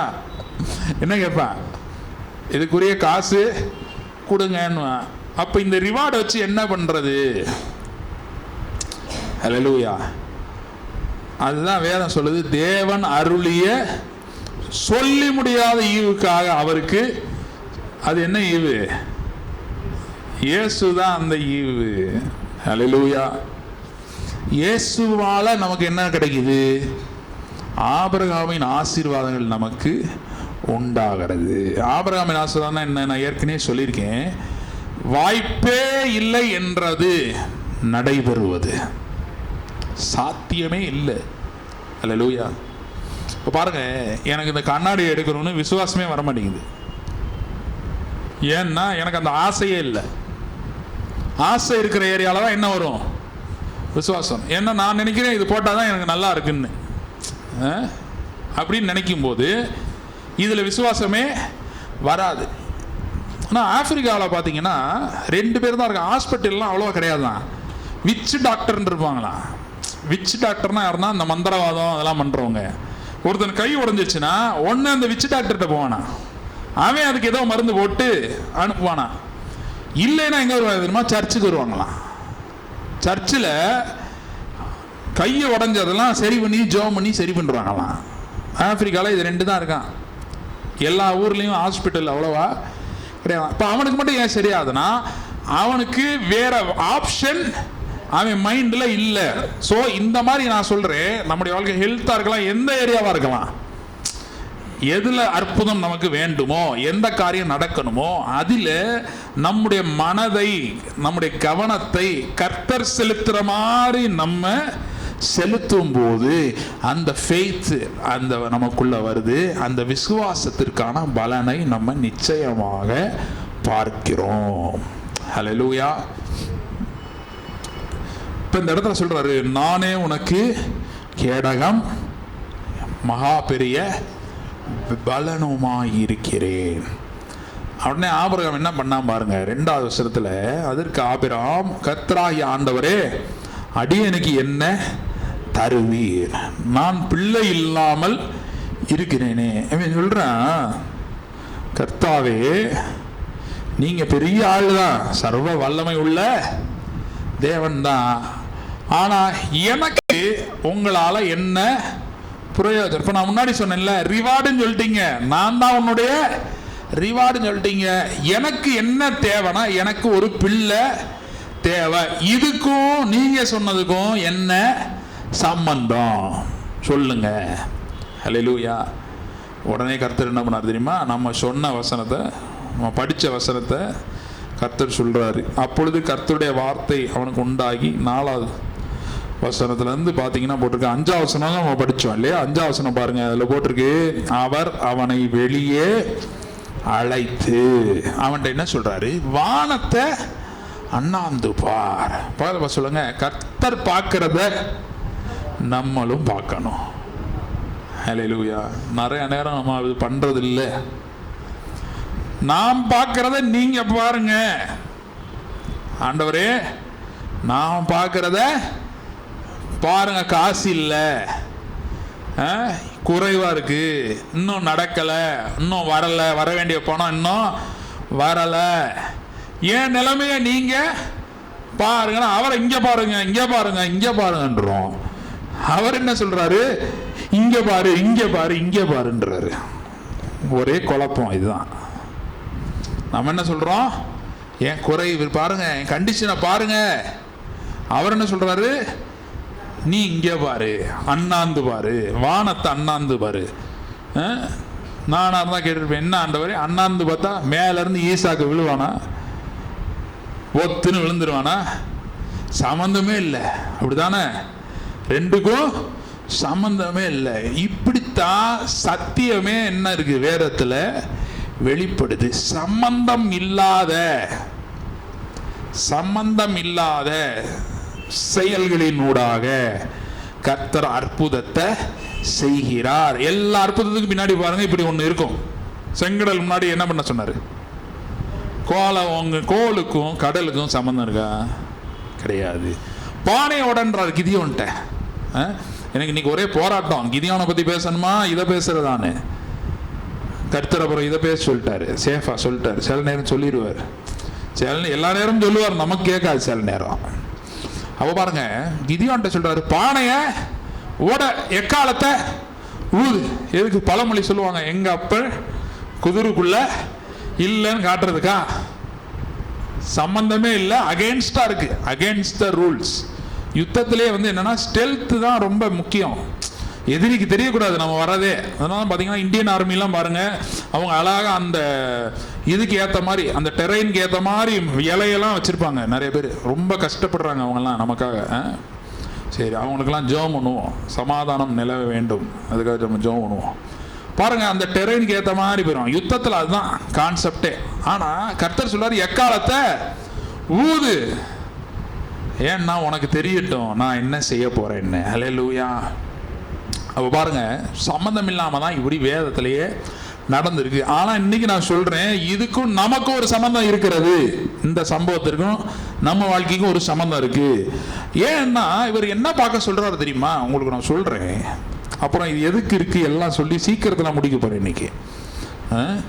இதுல பாருங்க, அவன் சொல்றாரு, வானத்தை அண்ணாந்து பார், நட்சத்திரங்களை என்ன கூடுமானால் என்னன்னு சொல்லிட்டு அடுத்து என்ன சொன்னார் தெரியுமா? உன் சந்ததி இவ்வண்ணமாய் இருக்கும். இதை நம்ம படிக்கும்போது ஆங்கில வேதாகமத்தில் பார்த்தீங்கன்னா இந்த NIVன்னு ஒன்று இருக்கு. அது நீங்கள் ஒருவேளை ஆங்கில வேதாகமம் யாராவது படிக்கிறாங்கன்னா வேற வழியே இல்லைன்னா அதை வாங்க சொல்லுங்க, இல்லைன்னா அதை வாங்க சொல்லாதீங்க. அதில் என்ன போட்டிருக்காங்க? ஆஃப் ஸ்ப்ரிங்னு போட்டிருக்காங்க, யுவர் ஆஃப் ஸ்ப்ரிங்னு. ஆனால் இதே வசனத்தை, இதுக்கு உண்மையான அர்த்தம் என்னன்னா, பவுல் இதே வசனத்தை எழுதுறாரு. எழுதும்போது அதுக்கு சரியான வார்த்தை KJVயில் பார்த்தீங்கன்னா, NKJV KJVயில் சீடுன்னு போட்டிருக்கோம். அதுதான் சரியான வார்த்தை, யுவர் சீடு. சீடுன்றது ஒரு ஆளு. சீடுன்றது என்னது? ஒரு ஆளு. பவுல் இதுதான் எழுதுறேன், சந்ததி என்று அவர் சொன்னது அநேகரை குறித்து சொல்லாமல் கிறிஸ்துவை குறித்து சொல்லி இருக்கிறார். ஹல்லேலூயா. இப்ப இப்படி புரிஞ்சுங்க. இது என்ன சொல்ல வர்றாருன்னா, இப்படிதான் எழுதியிருக்கு, இப்படி புரியறதுக்கு தான் எழுதியிருக்கு. என்னன்னா, உனக்கு என்ன வேணும்? ஈசாக்கு வேணும். உனக்கு அற்புதம் வேணும்னா நீ யாரை பார்க்கணும்? கிறிஸ்துவை பார்க்கணும். நட்சத்திரங்களை பாருன்னா அது உன் சந்ததி இவ்வண்ணமாய் இருக்கும். அது எப்படி? இன்னைக்கு ஒவ்வொருத்தருக்குள்ளேயும் கிறிஸ்து இருக்கிறாரா? இப்போ இந்தியாவில் நம்ம பிலீவர்ஸாக இருக்கிறோம், ஆப்பிரிக்காவில் பிலீவர்ஸ் இருக்கிறாங்க, இப்படி ஒவ்வொரு ஊர்லேயும் இருக்காங்கல்ல. எல்லாருக்குள்ளேயும் யார் இருக்கா? நம்ம போய் சொல்ல முடியுமா எனக்குள்ள தான் கிறிஸ்து இருக்காரு, உனக்குள்ளலாம் அவரு இல்லைப்பா, அவர் ஏசியாக்காரர் கிறிஸ்து அப்படின்னு சொல்ல முடியுமா? சொல்ல முடியாது. எல்லாருக்குள்ளேயும் யார் இருக்கா? கிறிஸ்து இருக்காரு. இப்போ சந்ததி பெருகி இருக்கா? சீடு பெருகி இருக்கா? இதை தான் சொல்றாரு. அதுக்கு என்ன சொல்றாருன்னா, ஆபிரகாம்கிட்ட உனக்கு பிள்ளை வேணும்ன்றப்ப, உனக்கு ஒரு அற்புதம் வேணும்னா நீ எங்க பார்த்தாகணும்? கிறிஸ்துவை பார்த்தாகணும். அல்லேலூயா. உனக்கு அற்புதம் வேணும்னா நீ எங்க பார்த்தாகணும்? கிறிஸ்துவை பார்த்தாகணும். அடுத்த வசனம் பாருங்க, அதையும் சொல்றேன், சொல்லிட்டு இன்னும் அடுத்து கொஞ்சம் காரியங்களை பார்ப்போம். திருவிருந்து வேற இருக்கு. சரி, 6வது வசனத்தை போட்டிருக்கு, அவன் கர்த்தரை விசுவாசித்தான். கர்த்தரிடத்தில் விசுவாசம் வைத்தான் போல. ஆங்கிலத்திலேயே போட்டிருக்கு, Abraham believed God. Believed in God இல்ல, பிலீவ்ட் காட்.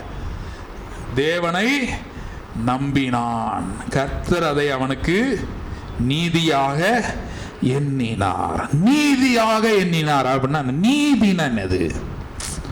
பூமியில இருக்குல்ல, நீதியை சொல்றது யாரு? உலக வழக்கத்துல நீதியை யார் நிலைநாட்டுறா? ஜட்ஜ். நீதி நிலைநாட்டுறவருக்கு பேர் என்ன? ஜட்ஜ். முன்னாடி காலத்துல நாட்டாமைன்னு இருந்தாங்க, இப்பெல்லாம் நாட்டாமையும் இல்லை, எந்த ஆமையும் இப்ப இல்லை. இப்ப யாருதான்? ஜட்ஜு.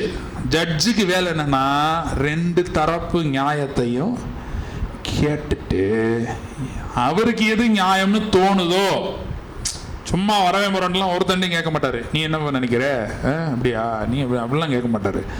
அது டூப்பு ஜட்ஜு.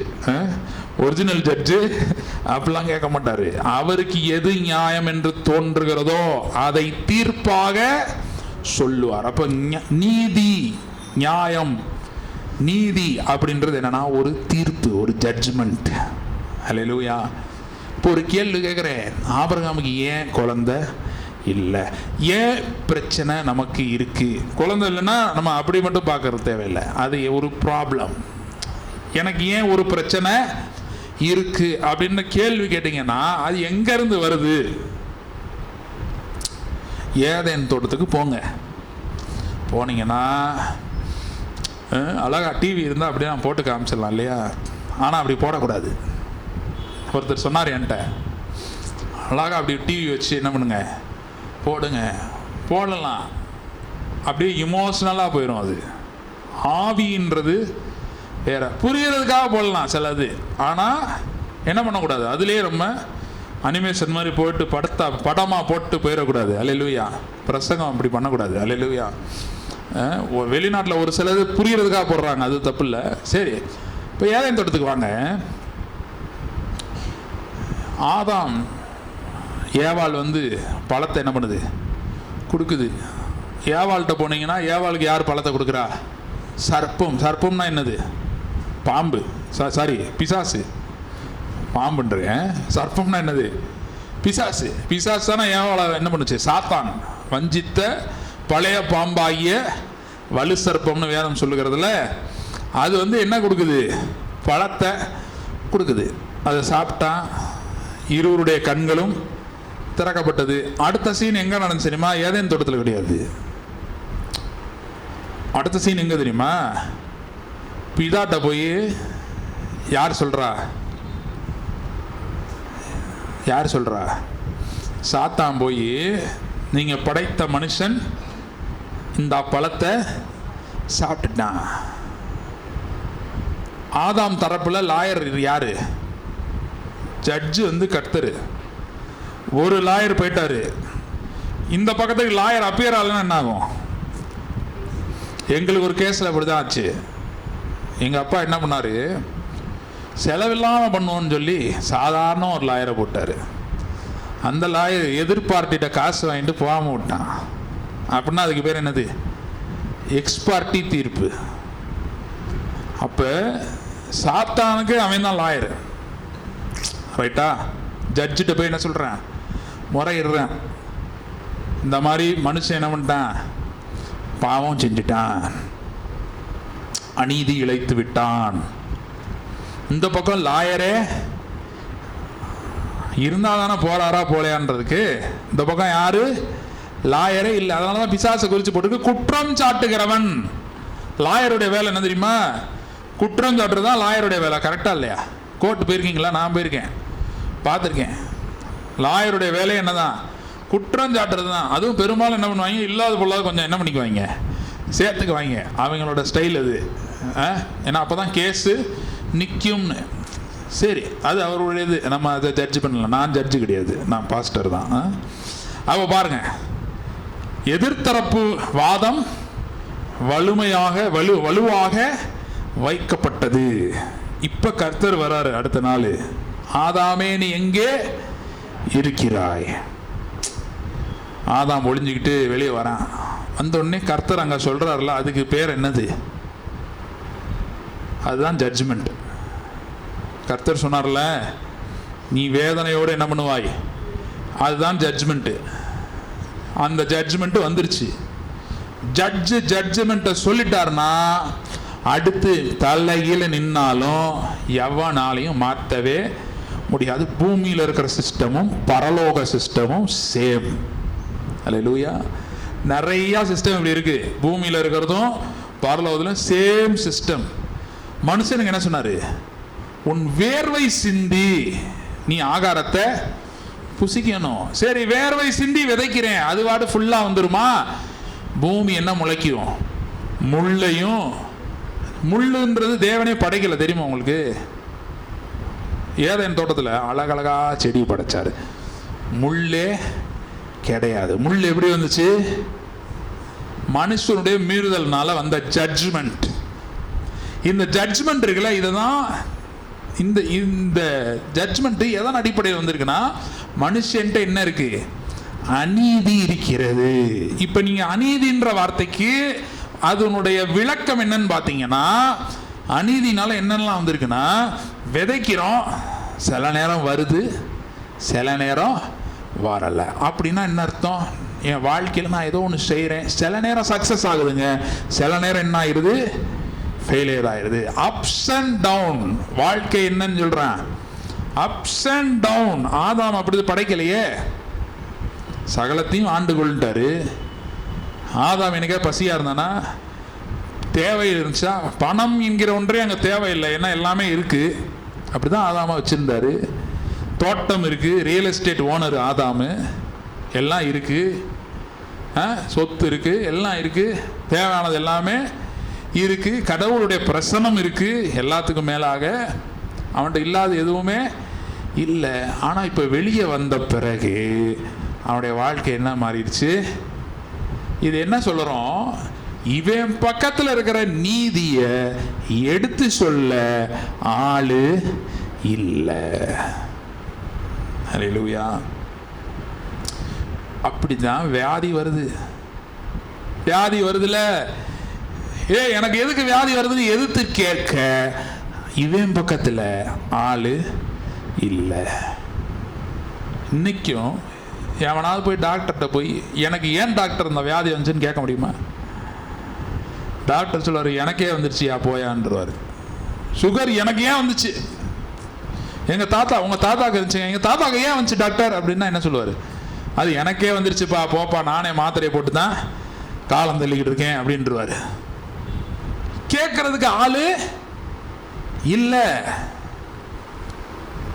நியாயத்தை கேட்கறதுக்கு ஆளு இல்லை. இப்படி தான் போயிட்டு இருந்துச்சு.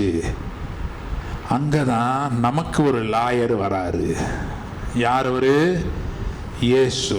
இங்க இதை தான் சொல்றாரு. ஆபிரகாம்கிட்ட என்ன சொல்றாரு?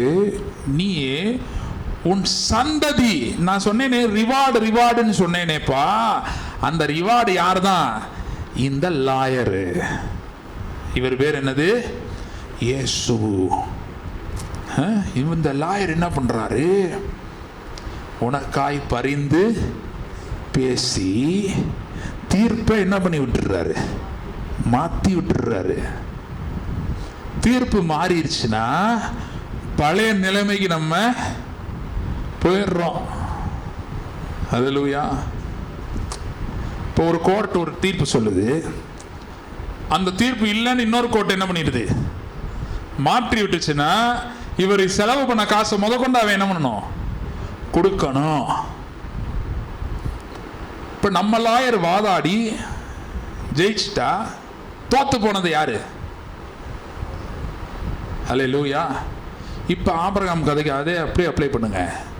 ஆபிரகாம் ஆண்டவர் சொல்றாரு, உனக்கு இப்படி ஒரு பிரச்சனை இருக்கிறதுக்கு காரணம் என்னன்னா ஆல்ரெடி வந்திருக்கிற ஜட்ஜ்மெண்ட். அந்த ஜட்ஜ்மெண்ட் ஏன் வந்திருக்கு? உங்க பக்கம் லாயரு இல்லை.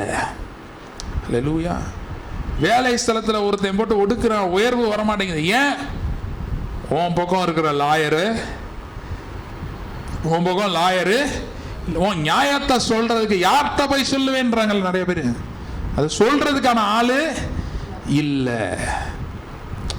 அதுக்கு தான் இயேசு பூமிக்கு வருகிறார். ஹல்லேலூயா.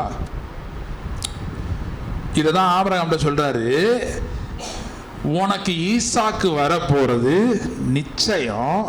ஏன்னா உன்னுடைய சீடா, உன் வித்தாக, உன் சந்ததியாக கிறிஸ்து என்பவர் வரப்போகிறது நிச்சயம். அவர் என்ன பண்ண போறார்னா தீர்ப்பை மாற்ற போகிறார். எங்க இருக்குது பைபிள்ல? வசனம் சொல்லுது, நமக்கு விரோதமாய் இருந்த கையெழுத்தை குலைத்து நடுவில் இராதபடிக்கு எடுத்து. நிறைய வசனம் இருக்கு, நான் இன்னைக்கு சொல்றேன். ஹல்லேலூயா. இப்போ இதை புரிஞ்சுக்கங்க கான்செப்டை. இப்போ ஒருத்தர் எடுக்க போறாரு, தீர்ப்பை எடுத்துட்டாருன்னா சாபம் என்னவா மாறும்? பைபிள் ஒரு புக் ஆஃப் எக்ஸ்ட்ரீமிட்டிஸ். பரலோகம் இருக்கு, எப்படி இருக்கு? ரொம்ப சந்தோஷம். ஒருத்தர் தரிசனத்தில் சொன்னார், பரலோகத்துக்கு போறாரு. அவருக்கு இன்னைக்கு வரைக்கும் அவர் உயிரோடு இருக்காரு. அவருக்கு எப்படியும் ஒரு 90 இயர்ஸ் இருக்கும். எங்க உறவினர் தான். எங்க யாரும் கரெக்டாக சொல்றேன் உங்களுக்கு, எங்க அப்பாவுடைய தம்பி ஒருத்தர், இப்பதான் அவர் சமீபத்தில் இறந்தாரு. அவருடைய மாமனார் இன்னைக்கு வரைக்கும் உயிரோடு இருக்காரு. அன்னைக்கு கூட நான் பார்த்தேன். போன மாதம் அவங்க வீட்டுக்கு போயிருந்தேன், எங்கள் சித்தப்பா வீட்டுக்கு போயிருந்தேன். இப்போ பார்த்தேன். அவர் அது நடக்கும்போது அவருக்கு 70 வயசுன்னு நினைக்கிறேன், சம்திங். அவருக்கு ஸ்ட்ரோக் வந்துருச்சு. ஸ்ட்ரோக் வந்துட்டு அவர் அவ்வளோதான் மறிக்க போகிறாருன்னு சொல்லிட்டாங்க. அப்போ எங்கள் சித்தி அப்புறம் அவங்க கூட இருந்தவங்களாம் பெண் பிள்ளைகள் இன்னும் 2 பேர் இருந்தாங்க. அவங்க 3 பேரும் சேர்ந்து ஜெபம் பண்ணுறாங்க. ஜெபம் பண்ணப்போ அப்போ எங்கள் அண்ணன் இங்கே ஊழியம் பண்ணிட்டு இருந்தார், இந்த இடத்துல ஊழியம் பண்ணிட்டு இருந்தார். அப்போ இன்னொரு மனாசேன்னு ஒரு அண்ணாச்சி இருப்பார், அவரும் எங்கள் அண்ணனும் சேர்ந்து நைட்டு ஜெபம் பண்ணுறாங்க. டாக்டர்ஸ் முடியாதுன்ட்டாங்க, அவ்வளோதான் இறந்துடுவாருன்னு. நைட்டு ஜெபம் பண்ணுறாங்க. இங்கேருந்து ஜெபம் பண்ணும்போது ஒரு தரிசனத்தை ஆண்டவர் காட்டுறாரு. அதில் 2 பேருக்கும் ஒரே தரிசனம். இவர் ஒரு இடத்துல ஜெபம் பண்ணுறாரு, அவர் ஒரு இடத்துல ஜெபம் பண்ணுறாரு. அதில் ஒரு ஏணி இருக்கு, அதில் இவர் ஏறி போயிட்டு இருக்காரு. கீழே இருந்து கூப்பிடுறாங்க. அவருடைய யார் கூப்பிடுறா? அவருடைய ஓன் டாட்டர்ஸ் 3 பேரும் கூப்பிடுறாங்க, வாங்க வாங்கன்னு. அவர் மேலே பார்த்தவர் கீழே பார்த்து சொல்றாரு, வர முடியாது. கீழே பார்த்து சொல்றாரு, என்ன சொல்றாரு? வர முடியாது, அங்க போறேன் நான் அப்படின்ட்டாரு. அப்புறம் இவங்க எல்லாம் ஜெபம் பண்றத பார்த்து அவருக்கு அங்கிருந்து வாய்ஸ் வருது, நீ பூமிக்கு என்ன பண்ணு போ. அவர் விருப்பமே இல்லாம திரும்பி அவரே இறங்கி வந்தார். அவரை பிடிச்சி தள்ளி விடல, ஏசு அப்படிலாம் தள்ளிலாம் விட மாட்டாரு.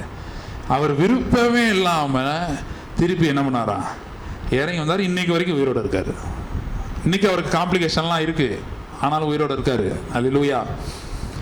பாருங்க, இப்ப பரலோகம் அப்படி இருக்கு, விருப்பமான ஒரு இடம். அடுத்து பைபிள் என்ன சொல்லுது? நரகம், விருப்பமே இல்லாத இடம். அங்க போறவன் எல்லாம் கேட்கிறானா, இன்னும் ஒரு வாய்ப்பு இல்லையா? ஒரு வாய்ப்பு கொடுங்க, நான் வந்துடுறேன் எப்படியாவது. ஆனா அவர்களுக்கு டைம் முடிந்து விட்டது. இப்போ மிடில் கிரவுண்டுன்னு ஏதாவது இருக்கா? பரலோகமும் இல்லாம நரகமும் இல்லாம ஒண்ணு இல்லவே இல்லை. ஆசீர்வாதமும் அதே போல்தான் இருக்கிறது. வாளாகாமல் மிடில் ஒன்னா இருக்கா? கீழாகாமல், நீ கீழே எவ்வளவு கீழே இருந்த? அடி பாதாளத்துல இருந்த. மேலனா உன்னதங்கள்ல அவரோடு, அதுக்கு மேல ஒரு இடமே இல்லை. ஹல்லேலூயா. அதே தான் புரிஞ்சுக்கங்க நீதிக்கும் அநீதிக்கும் இருக்கிற வித்தியாசம். ஒரு குழந்தை பிறக்குதுன்னா அது ஒரு தப்பு செய்யலை, ஆனா பிறக்கும் போதே அது அநீதியின் தீர்ப்போடு தான் பிறக்கிறது. ஏதேனின் தீர்ப்போடு தான் அது பிறக்கிறது. இந்த தீர்ப்பு மாறணும்னா மறுபடியும் அது பிறக்க வேண்டும். அதைத்தான் ரட்சிப்பு என்று சொல்லுகிறோம். ஒருவன் ஜலத்தினாலும் ஆவினாலும் பிறவாவிட்டால் தேவனுடைய ராஜ்யத்தில் அவன் பிரவேசிப்பது இல்லை. மறுபடியும் பிறக்கும் போது தீர்ப்பு என்ன ஆயிருது? நமக்கு சாதகமா வருது. அதான் மறுபடியும் பிறந்தவர்களுக்கெல்லாம் இன்னொரு சான்ஸ் இருக்கு, பூமி இல்லையே. ஹல்லேலூயா. எதெல்லாம் கோணலா போயிருக்கோ, எதெல்லாம் குறைவா இருக்கோ, அதெல்லாம் அப்படியே ஆப்போசிட்டா மாறுது. இந்த வாரமும் அப்படிதான் இருக்க போகுது. It's a week of reward. ஹல்லேலூயா. ஆபிரகாமுக்கு எது ரிவார்டு? ஈசாக்கு. ஆபிரகாமுக்கு என்ன வேணும்? ஈசாக்கு வேணும். பிதாவாகிய தேவனுக்கு என்ன வேணும்? அவருடைய பிள்ளைய பூமிக்கு கொண்டு வரணும். ஆபிரகாம் பார்த்து சொல்றாரு, இங்க பாரு, எனக்கு ஒரு ஆசை இருக்கு. அது என்ன ஆசை? எல்லா ஜனங்களும் ரட்சிக்கப்படணும். ஒருத்தர் விடாம ஏழை பணக்காரன் எல்லாம் என்ன ஆகணும்? ரட்சிக்கப்படணும். அதுக்கு ஒரே தீர்வா நான் யார் அனுப்ப போறேன்? இயேசு பூமிக்கு அனுப்ப போறேன். அதை ஓ சந்ததியில தான் என்ன பண்ண போறேன்? அனுப்ப போறேன். நீ அதை ஃபர்ஸ்ட் பார்த்துட்டேனா? ஃபர்ஸ்ட் நீ அதை பார்த்துட்டேனா இதெல்லாம் அதுலேயே வந்துடும். ஹல்லேலூயா. ஓ ஈசாக்கு இந்த இயேசுக்குள்ள இருக்கான். நீ இயேசுவை பார்த்துட்டேன்னா உன் ஈசாக்கு வந்துடும். உன் வேலை இயேசுக்குள்ள இருக்கு, உன் உயர்வு இயேசுக்குள்ள இருக்கு, உனக்கு வர வேண்டிய அற்புதம் எல்லாம் யாருக்குள்ள இருக்கு? இயேசுக்குள்ள இருக்கு. ஹல்லேலூயா. அதுதான் கிறிஸ்துவை அறிகிற சுவிசேஷ அறிவு. காஸ்பல்னா என்ன தெரியுமா? Good news. ஏதேன் தோட்டத்தில் சாப்பிட்ட பழம் குட் அண்ட் பேட், நன்மை தீமை அறியறதுக்கு விருட்சம். இது என்ன தெரியுமா? Only good. காஸ்பல்னா என்னது? நற்செய்தி. இயேசு இப்படி பண்ணியிருக்கார், இயேசு இதை பண்ணியிருக்கார், உன் பாவத்தை பண்ணியிருக்கார், உன் ரத்தத்தை, அவருடைய ரத்தத்தை உனக்காக சிந்தியிருக்கார். ஹல்லேலூயா. ஒரு வசனத்தை படிப்போம் புதிய ஏற்பாட்டின் கண்ணோட்டத்தில். இதே வசனத்தை பவுல் சொல்றான் பாருங்க. ரோமர் 4 எடுங்க. ரோமர் அப்போஸ்தலனாகிய பவுல் ரோமருக்கு எழுதின நிருபம் 4வது அதிகாரம் 3வது வசனம் படிக்கிறேன். நான் சீக்கிரம் முடிக்க போறேன். 3வது வசனம் படிக்கிறேன். வேத வாக்கியம் என்ன சொல்லுகிறது? எடுத்தீங்களா எல்லாம்? 211வது பக்கம் நினைக்கிறேன். வேத வாக்கியம் என்ன சொல்லுகிறது? ரோமர் 4:3. ஆபிரகாம் தேவனை விசுவாசித்தான், அது அவனுக்கு நீதியாக எண்ணப்பட்டது என்று சொல்லுகிறார். அப்படின்னா என்ன அர்த்தம்னா, ஆபிரகாம் எதை விசுவாசம் தெரியுமா? இதுதான் ஏன் சொல்றாரு, ஆபிரகாம் என் நாளை காண வாஞ்சையா இருந்தான், கண்டு களி கூர்ந்தான். ஆபிரகாம் எதை விசுவாசம்னா, ஏன் சந்ததியில மேசியா வரப்போகிறார் என்பதை விசுவாசித்தான். அந்த விசுவாசம் அவனுக்கு எதை கொடுத்துச்சு தெரியுமா? இந்த ரட்சிக்கப்படுறவர்களுக்கு நான் சொல்றேன், மறுபடியும் பிறக்கிறவர்களுக்கு தீர்ப்பு மாற்றி எழுதப்பட்டிருக்கிறதுன்னு. அந்த மாற்றி எழுதப்பட்ட தீர்ப்பை அட்வான்ஸ்டா அவனுக்கு கொண்டு போயிருச்சு. அதனாலதான் ஆபிரகாம விசுவாசிகளின் தகப்பன் என்று வேதம் அழைக்கிறது. எந்த விசுவாசத்திற்கான தகப்பன்? ரட்சிப்புக்கு ஏற்ற விசுவாசத்திற்கான தகப்பன். அதனாலதான் கலாத்தியர்ல வருது, சுவிசேஷம் முன்னதாக ஆபிரகாமுக்கு அறிவிக்கப்பட்டது. ஹல்லேலூயா. இயேசு வந்தாதானங்க சுவிசேஷம். இயேசுவே இன்னும் வரல. ஆனால் பிதாவை என்ன பண்றாருன்னா, இயேசு வந்து என்னென்னலாம் செஞ்சு சிலுவையில மரிச்சு உயிரோடு எழுந்து நமக்காக பரிந்து பேசுகிற வரைக்கும் அதான் சுவிசேஷம். அந்த சுவிசேஷத்தை குறித்த வெளிப்பாட அறிவை ஆபிரகாமுக்கு ஏற்கனவே சொல்லிட்டாரு. ஹல்லேலூயா. இப்ப ஆபிரகாம் ஃபியூச்சர்ல பார்க்கறான். இதுதான் அண்ணாந்து பாருன்னு அர்த்தம். ஃபியூச்சர்ல பார்த்து இந்த மாதிரி இயேசு எனக்காக மரிக்க போகிறார். அப்ப ஏன் தீர்ப்பு, என் மேல இயல்பா வர்ற தீர்ப்பு, ஆதாமுடைய அந்த தீர்ப்பு, ஆதாமுக்கு வழங்கப்பட்ட அந்த தீர்ப்பு, ஆதாமுக்கு மட்டுமா வழங்கப்பட்டது, அவனுடைய சந்ததியா இருக்கும். அந்த இயல்பா வர்ற தீர்ப்பை இயேசு மாற்றிவிட்டார் என்கிறதை விசுவாசித்தான். ஆபிரகாம் விசுவாசிச்சான்னா என்ன விசுவாசிச்சான்? இயேசு கிறிஸ்துவை பற்றிய அறிவை பெற்று அந்த செய்தியை, அந்த சுவிசேஷத்தை ஆபிரகாம் விசுவாசித்தான். அது அவனுக்கு என்ன செஞ்சிச்சு தெரியுமா? உங்களுக்கு நான் சொல்றேன். ஈசாக்கை பார்த்துக்கங்க. ஈசாக்கு பூமிக்கு வரணும். கர்த்தர் வாக்கு பண்ணிட்டாரு. எப்படி வர முடியும்? ஒரு தாய் வேணும், தகப்பன் வேணும். ஒரு தாய் தகப்பன் இருந்தால் மட்டும் போதுமா? எலிஜிபிளா இருக்கணும். அவங்க எலிஜிபிளா? ஆபிரகாம் வசனம் பாருங்க, வசனத்தை படிங்க. நானே படிக்கிறேன், நீங்க பாருங்க. ரோமர் 4:17 வசனம் பாருங்களேன். அநேக ஜாதிகளுக்கு உன்னை தகப்பனாக ஏற்படுத்தினேன் என்று எழுதியிருக்கிறபடி அவன் தான் விசுவாசித்தவருமாய் மரித்தோரை உயிர்ப்பித்து இல்லாதவைகளை இருக்கிறவை போல் அழைக்கிறவமா இருக்கிற தேவனுக்கு முன்பாக நம் எல்லாருக்கும் தகப்பனானான். உன் சந்ததி வல்லவாய் இருக்கும் என்று சொல்லப்பட்டபடியே தான் அநேக ஜாதிகளுக்கு தகப்பனாவதை நம்புவதற்கு ஏதுவில்லாதிருந்தும் அதை நம்பிக்கையோடு நம்புவதற்கு ஏது இல்லைன்னா என்ன? நம்புறதுக்கான காரணம் எதுவுமே இல்லை. ஏன் இல்லை? அடுத்த வசனம் போட்டிருக்கு, அவன் விசுவாசத்திலே பலவீனமாய் இருக்கவில்லை. அவன் ஏறக்குறைய 100, எத்தனை வயசு, 100 வயது உள்ளவனாய் இருக்கும் போது தன் சரீரம் செத்து போனதையும், அப்படின்னா இவனால இனி பிள்ளை பெற முடியாது, செத்து போனதையும். சரி, ஒருத்தர் மட்டும் அப்படியா? அந்த அம்மா கதை என்ன? சாராளுடைய கற்பம் செத்து 2 பேரும் அவுட்டுங்க.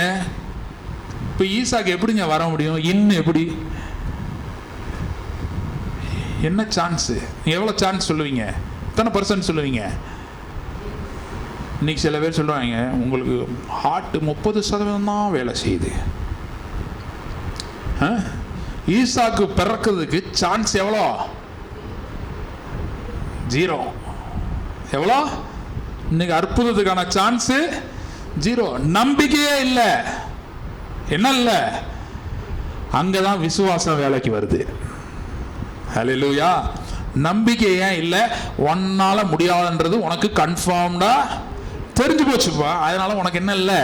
நம்பிக்கை இல்லை. நீ எத்தனை பேர் சொன்னாலும் வராது, நம்பிக்கை உனக்கு வராது. ஆனால் விசுவாசம் என்பது என்னன்னா, இயேசு என்ன செய்திருக்கிறார் என்கிறதை நான் அறிவது. நான் என்ன செஞ்சிருக்கிறேன்றதை அறிஞ்சு எனக்கு விசுவாசம் வரல.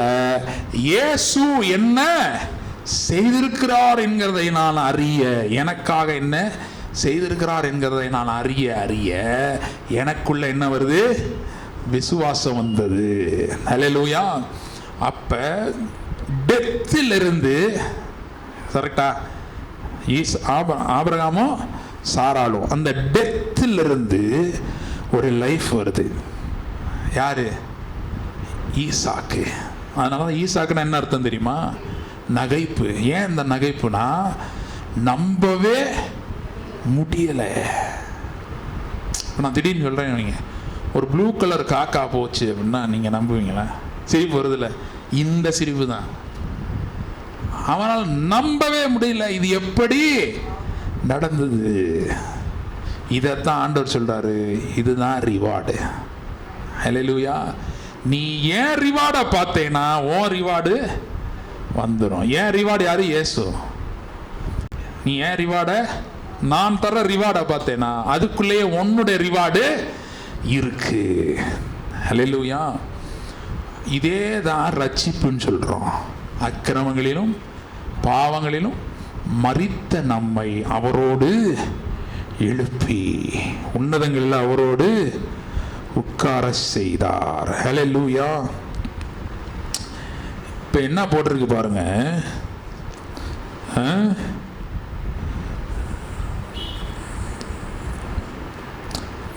ரோமர் 5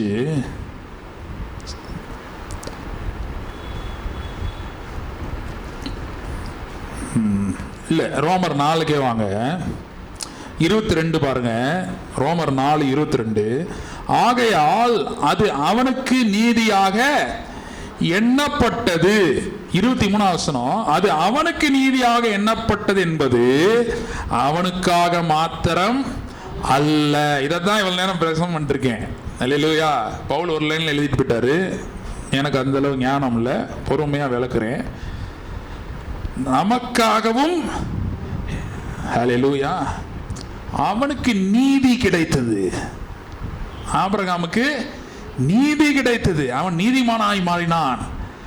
எனக்கு நீதி கிடைக்கும் போது தீர்ப்பு மாற்றி எழுதப்படுகிறது. ஹல்லேலூயா. இதுதான் இயேசுவே லாயர்ன்றோம். என்னன்னா இப்ப ஆதாமுக்கு நமக்கு டிஃபரன்ஸ் என்னன்னா, நமக்கு லாயர் இருக்காரு. ஆபேலின் ரத்தம் பேசினதை பார்க்கலும் மேலானதை பேசுகிறவர். நிறைய இடத்துல வருது. பிதாவுடைய வலது பார்சத்தில் இயேசு பரிந்து பேசுகிறார். இயேசு பேசுறதுக்கு லா பாயிண்ட் என்னது? எதை வச்சு பேசுறாரு? ரத்தம். என்னது இது? ரத்தம். இங்க நம்ம செயலே கவுண்ட் ஆகிறதே கிடையாது. அல்லேலூயா. அநீதின்னு ஒண்ணு இருக்கு. ரெண்டாவது அதோட டேஞ்சரா ஒண்ணு இருக்கு. அது என்ன தெரியுமா? சுயநீதி. இந்த சுயநீதி என்ன தெரியுமா? இந்த அவனை மாதிரிலாம் நான் இல்லை, ஆனா எனக்கு நடக்கலைங்க. அவன்லாம் நல்லா இருக்கான், ஆனா எனக்கு அப்படின் போது என்ன சொல்ல வரோம்? ஆட்டோமேட்டிக்கா என் பக்கம் ஏதோ ஒரு நியாயம் இருக்கு,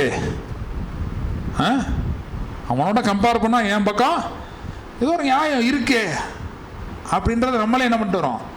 கொண்டு வரோம். இதைத்தான் இயேசு இதுக்கு ஒரு கதை சொல்லியிருக்காரு. கல்யாண வீட்டில் ஒருத்தைய மட்டும் ட்ரெஸ்ஸு வேற ட்ரெஸ் போட்டு வந்தானா, எல்லாரும் ஒரு ட்ரெஸ்ஸு போட்டு வராங்க. ஏன்னா அப்போ அந்த யூதர்களுடைய கலாச்சாரத்தில் மணவாளன் ட்ரெஸ்ஸு கொடுத்துருவார் முன்னாடியே.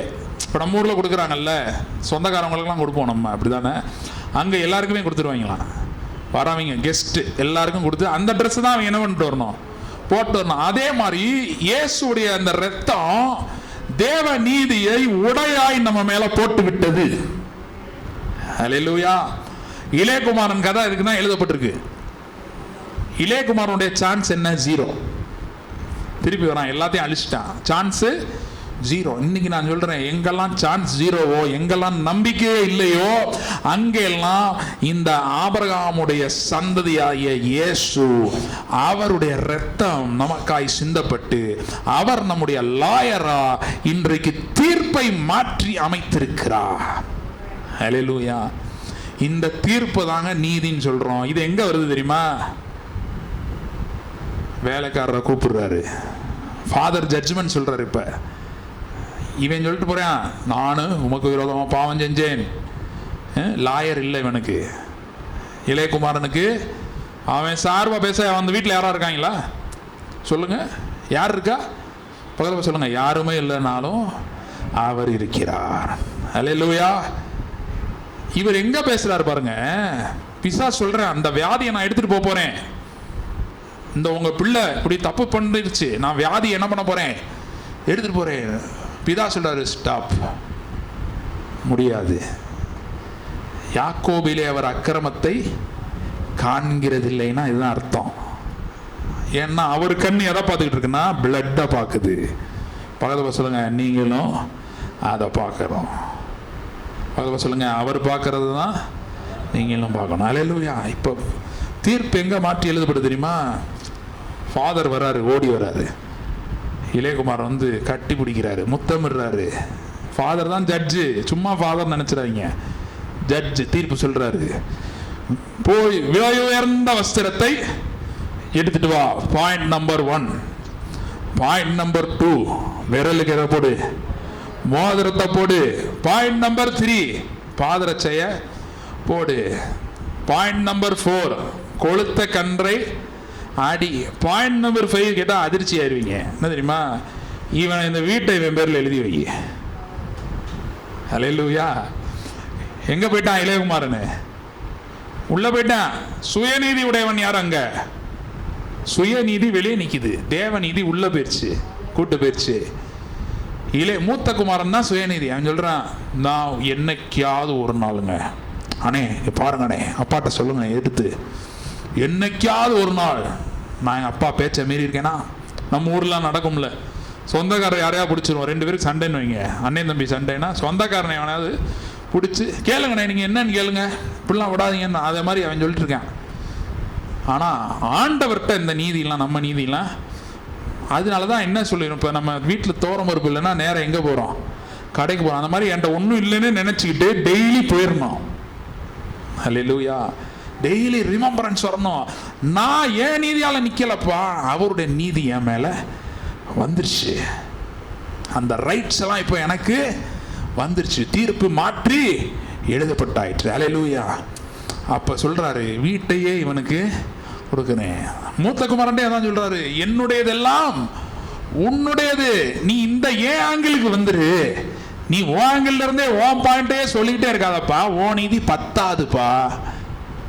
இங்க இளையகுமாரனா நீயான்றது கிடையாது, நானா நீயான்றதுதான். ஏன் நீதியோட ஓ நீதி பெருசா இல்ல. யோபுக்கும் இதே கதை தான். யோபு பாத்தீங்களா புக்கு, அவன் நீதியவே என்ன பண்ணிட்டு இருப்பான், சொல்லிட்டே இருப்பான், நான் இப்படி இருந்தேன், நான் அந்த மாதிரிலாம் இல்லை, ஆனால் இப்படி நடந்துருச்சு அப்படி நடந்துச்சுன்னு சொல்லிக்கிட்டே இருப்பான். யோபுக்கே இந்த கதை தான். என்ன சொல்றாரு யோபுட்டையே?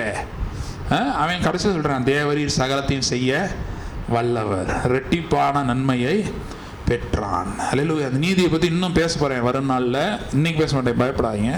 இப்போ நம்ம கண்களை மூடி நம்ம ஆண்டவரை நோக்கி பார்க்கலாம். அப்போ இந்த வாரம் ஒரு வீக் ஆஃப் ரிவார்டு. நான் ஏன் சொல்கிறேன், இன்னைக்கு இந்த சத்தியத்தை கேட்டிருக்கிறோம், கர்த்தர் பார்க்கறத பார்க்க ஆரம்பிச்சிட்டோம். இனி ரிவார்டு ஆட்டோமேட்டிக்கா வரும். நான் சொல்றேன், இந்த வாரத்துல 100 வருஷமா இல்லாததை பார்த்தாங்க. அவன் 100 வருஷமா அவன் பார்க்கல, அவன் பார்த்தான். அவன் முக சாயல்லே ஒரு குழந்தை ஈசாக்கு. இன்று கர்த்தர் நம்முடைய ஈசாக்கை கட்டளையிடுகிறார். இந்த வாரத்துல ஈசாக்கை கட்டளையிடுகிறார். அப்படியே இந்த திருவிருந்தில் பங்கு பெறுவோம். முன்பாக வந்து இந்த அப்பத்தையும் ரசத்தையும் எடுத்துக்கொள்ளலாம். இந்த அப்பத்தையும் இந்த ரசத்தையும் எடுப்போம். வேதம் சொல்லுது, இது கர்த்தர் உண்டு பண்ணின நாள், இதுல களி கூர்ந்து மகிழ கடும். போன வாரம் பார்த்தோம், சிஸ்டமே மாறிடுச்சுன்னு. ஏன்னா ஏன் சிஸ்டம் மாறி இருக்குன்னா, தீர்ப்பு மாறி இருக்கு. தேவனின் தீர்ப்பு வெளிப்பட்டிருக்கிறது. நம்ம எல்லாம் நிக்கவே முடியாதுங்க. கர்த்தர் அந்த ஜட்ஜுக்கு முன்னாடி நம்ம போகவே முடியாது. நம்மளுடைய தாட்டே வந்து நமக்கு தண்டனை கொடுக்கும். ஆனா இவர் அடிக்கப்பட்ட ஆட்டுக்குட்டியானவர் நமக்காய் ரத்தம் சிந்தி, அந்த ரத்தத்தை பேமெண்டா காமிச்சு, அந்த ரத்தத்தை வைத்து வாதாடி தீர்ப்பை, நீதியை வெளியே கொண்டு வருகிறார். ஆதாம் ஏதேன் தோட்டத்தில் என்ன பண்ணா தெரியுமா? சுயநீதியை நிலைநாட்டினா. அதனாலதான் துரத்தி விட்டாரு. ஆதாம் ஏதேன் தோட்டத்தில் என்ன பண்ணா? நான் ஒன்றும் பண்ணல, நான் நல்லவன் தான். இந்த அம்மா இருக்கு, தனியா இருக்குது, நல்லது இல்லைன்னு கொடுத்தீங்களே, இந்த அம்மா தான் பண்ணிடுச்சு. அந்த அம்மாட்ட கேட்டா அது என்ன சொல்லுது? நான் நல்லவதான், இந்த சர்ப்பம் தான் என்ன பண்ணிடுச்சு, வந்துச்சிடுச்சு. இப்படி அவங்க தன் நியாயத்தையே எடுத்துக்கிட்டே இருக்கும்போது இயேசு ஒரு வார்த்தையில சொல்லிட்டு இறங்கலாம். நான் தப்பே பண்ணல, நான் எதுக்குடா சிலுவையில் தொங்கணும், ஒரு வார்த்தை சொல்லிட்டு இறங்கலாம். ஆனால் பிதாவுடைய மனதில் இருக்கிறதை அவர் பார்த்தார். பிதா என்ன பார்க்கிறார்? பிதா நம்மளை பார்க்கிறாருங்க. 2026 வாழ்ந்து கொண்டிருக்கிற பாவத்தில், வியாதியில, பொருளாதார நெருக்கத்தில், கஷ்டத்தில் இருக்கிற நம்மை பார்க்கிறார். உலகத்தில் பணக்காரருக்கு பல வழி இருக்கு, ஆனா நமக்கு இவர் தான் வழி. அந்த பல வழிகள் நல்ல வழியான்னு தெரியாது, ஆனா நமக்கு இவர் தான் வழி. நம்மை உயர்த்துவார், ஆபிரகாமின் ஆசீர்வாதத்தை தருவார். உலகத்தில் சுகமாறதுக்கு பல வழி இருக்கு, ஆகுமா ஆகாதான் தெரியாது அகைன். ஆனால் நமக்கு இவர் தான் வழி. உலகத்துல பாவத்தை வெளியே வர்றதுக்கு ரீஹபிலிட்டேஷன் சென்டர் இருக்கலாம், அந்த மாதிரி நிறைய இருக்கலாம். அது உதவும் உதவாமல் போகலாம். ஆராய்ச்சியாளர்கள் சொல்றாங்க, வெளியே போறவன் திருப்பி அங்கதான் போறான்னு, திருப்பி எந்த கடைக்கு போகக்கூடாதோ அந்த கடைக்கு போயிடுறான்னு. ஆனா நமக்கு ஏன் சொல்றாரு? குமாரன் விடுதலை ஆக்கினால் மெய்யான விடுதலை. நமக்கு இதுதான் வழி, நமக்கு இவர் தான் வழி. இது ஒரு மூமெண்டா வரும். இதுதான் சபை. சபை என்றால் கட்டடம் அல்ல, இந்த சத்தியம், இதை அறிகிற இடம் தான் சபை. முந்தின ஆலயத்தின் மகிமை பார்க்கினோம், பிந்தின ஆலயத்தின் மகிமை பெரிதா இருக்குமே வேதம் சொல்லுது. அங்கே சமாதானத்தை கட்டளையிடுவேன்னு சொல்லுது. நம்ம தான் அந்த இடம். அந்த இடம் எதுவும் கட்டடம் கிடையாது, நம்ம தான் அந்த இடம்.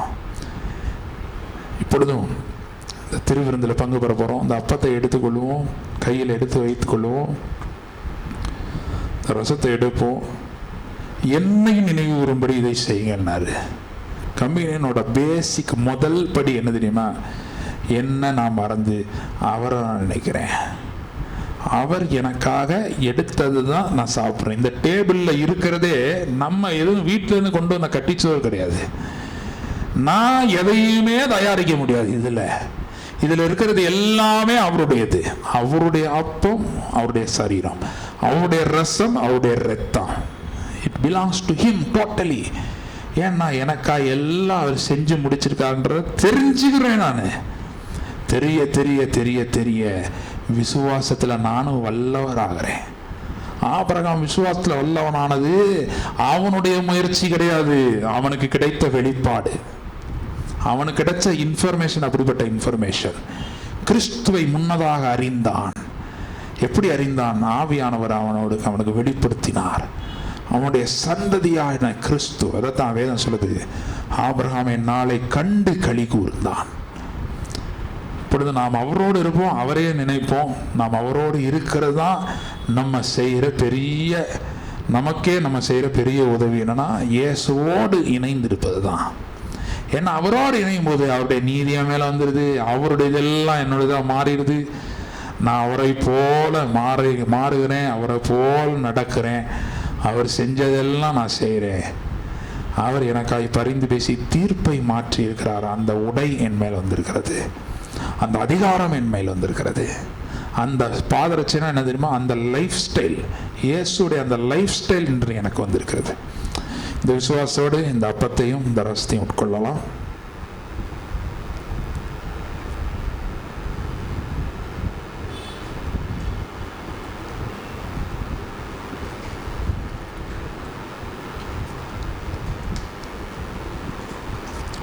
நம்பிக்கையே இல்லாத சூழ்நிலையில நம்பிக்கை ஊட்டுவதுதான் இந்த கம்யூனியன். பாருங்க, இதனுடைய சத்தியம், நான் மறுபடியும் பிறந்திருக்கிறேன்.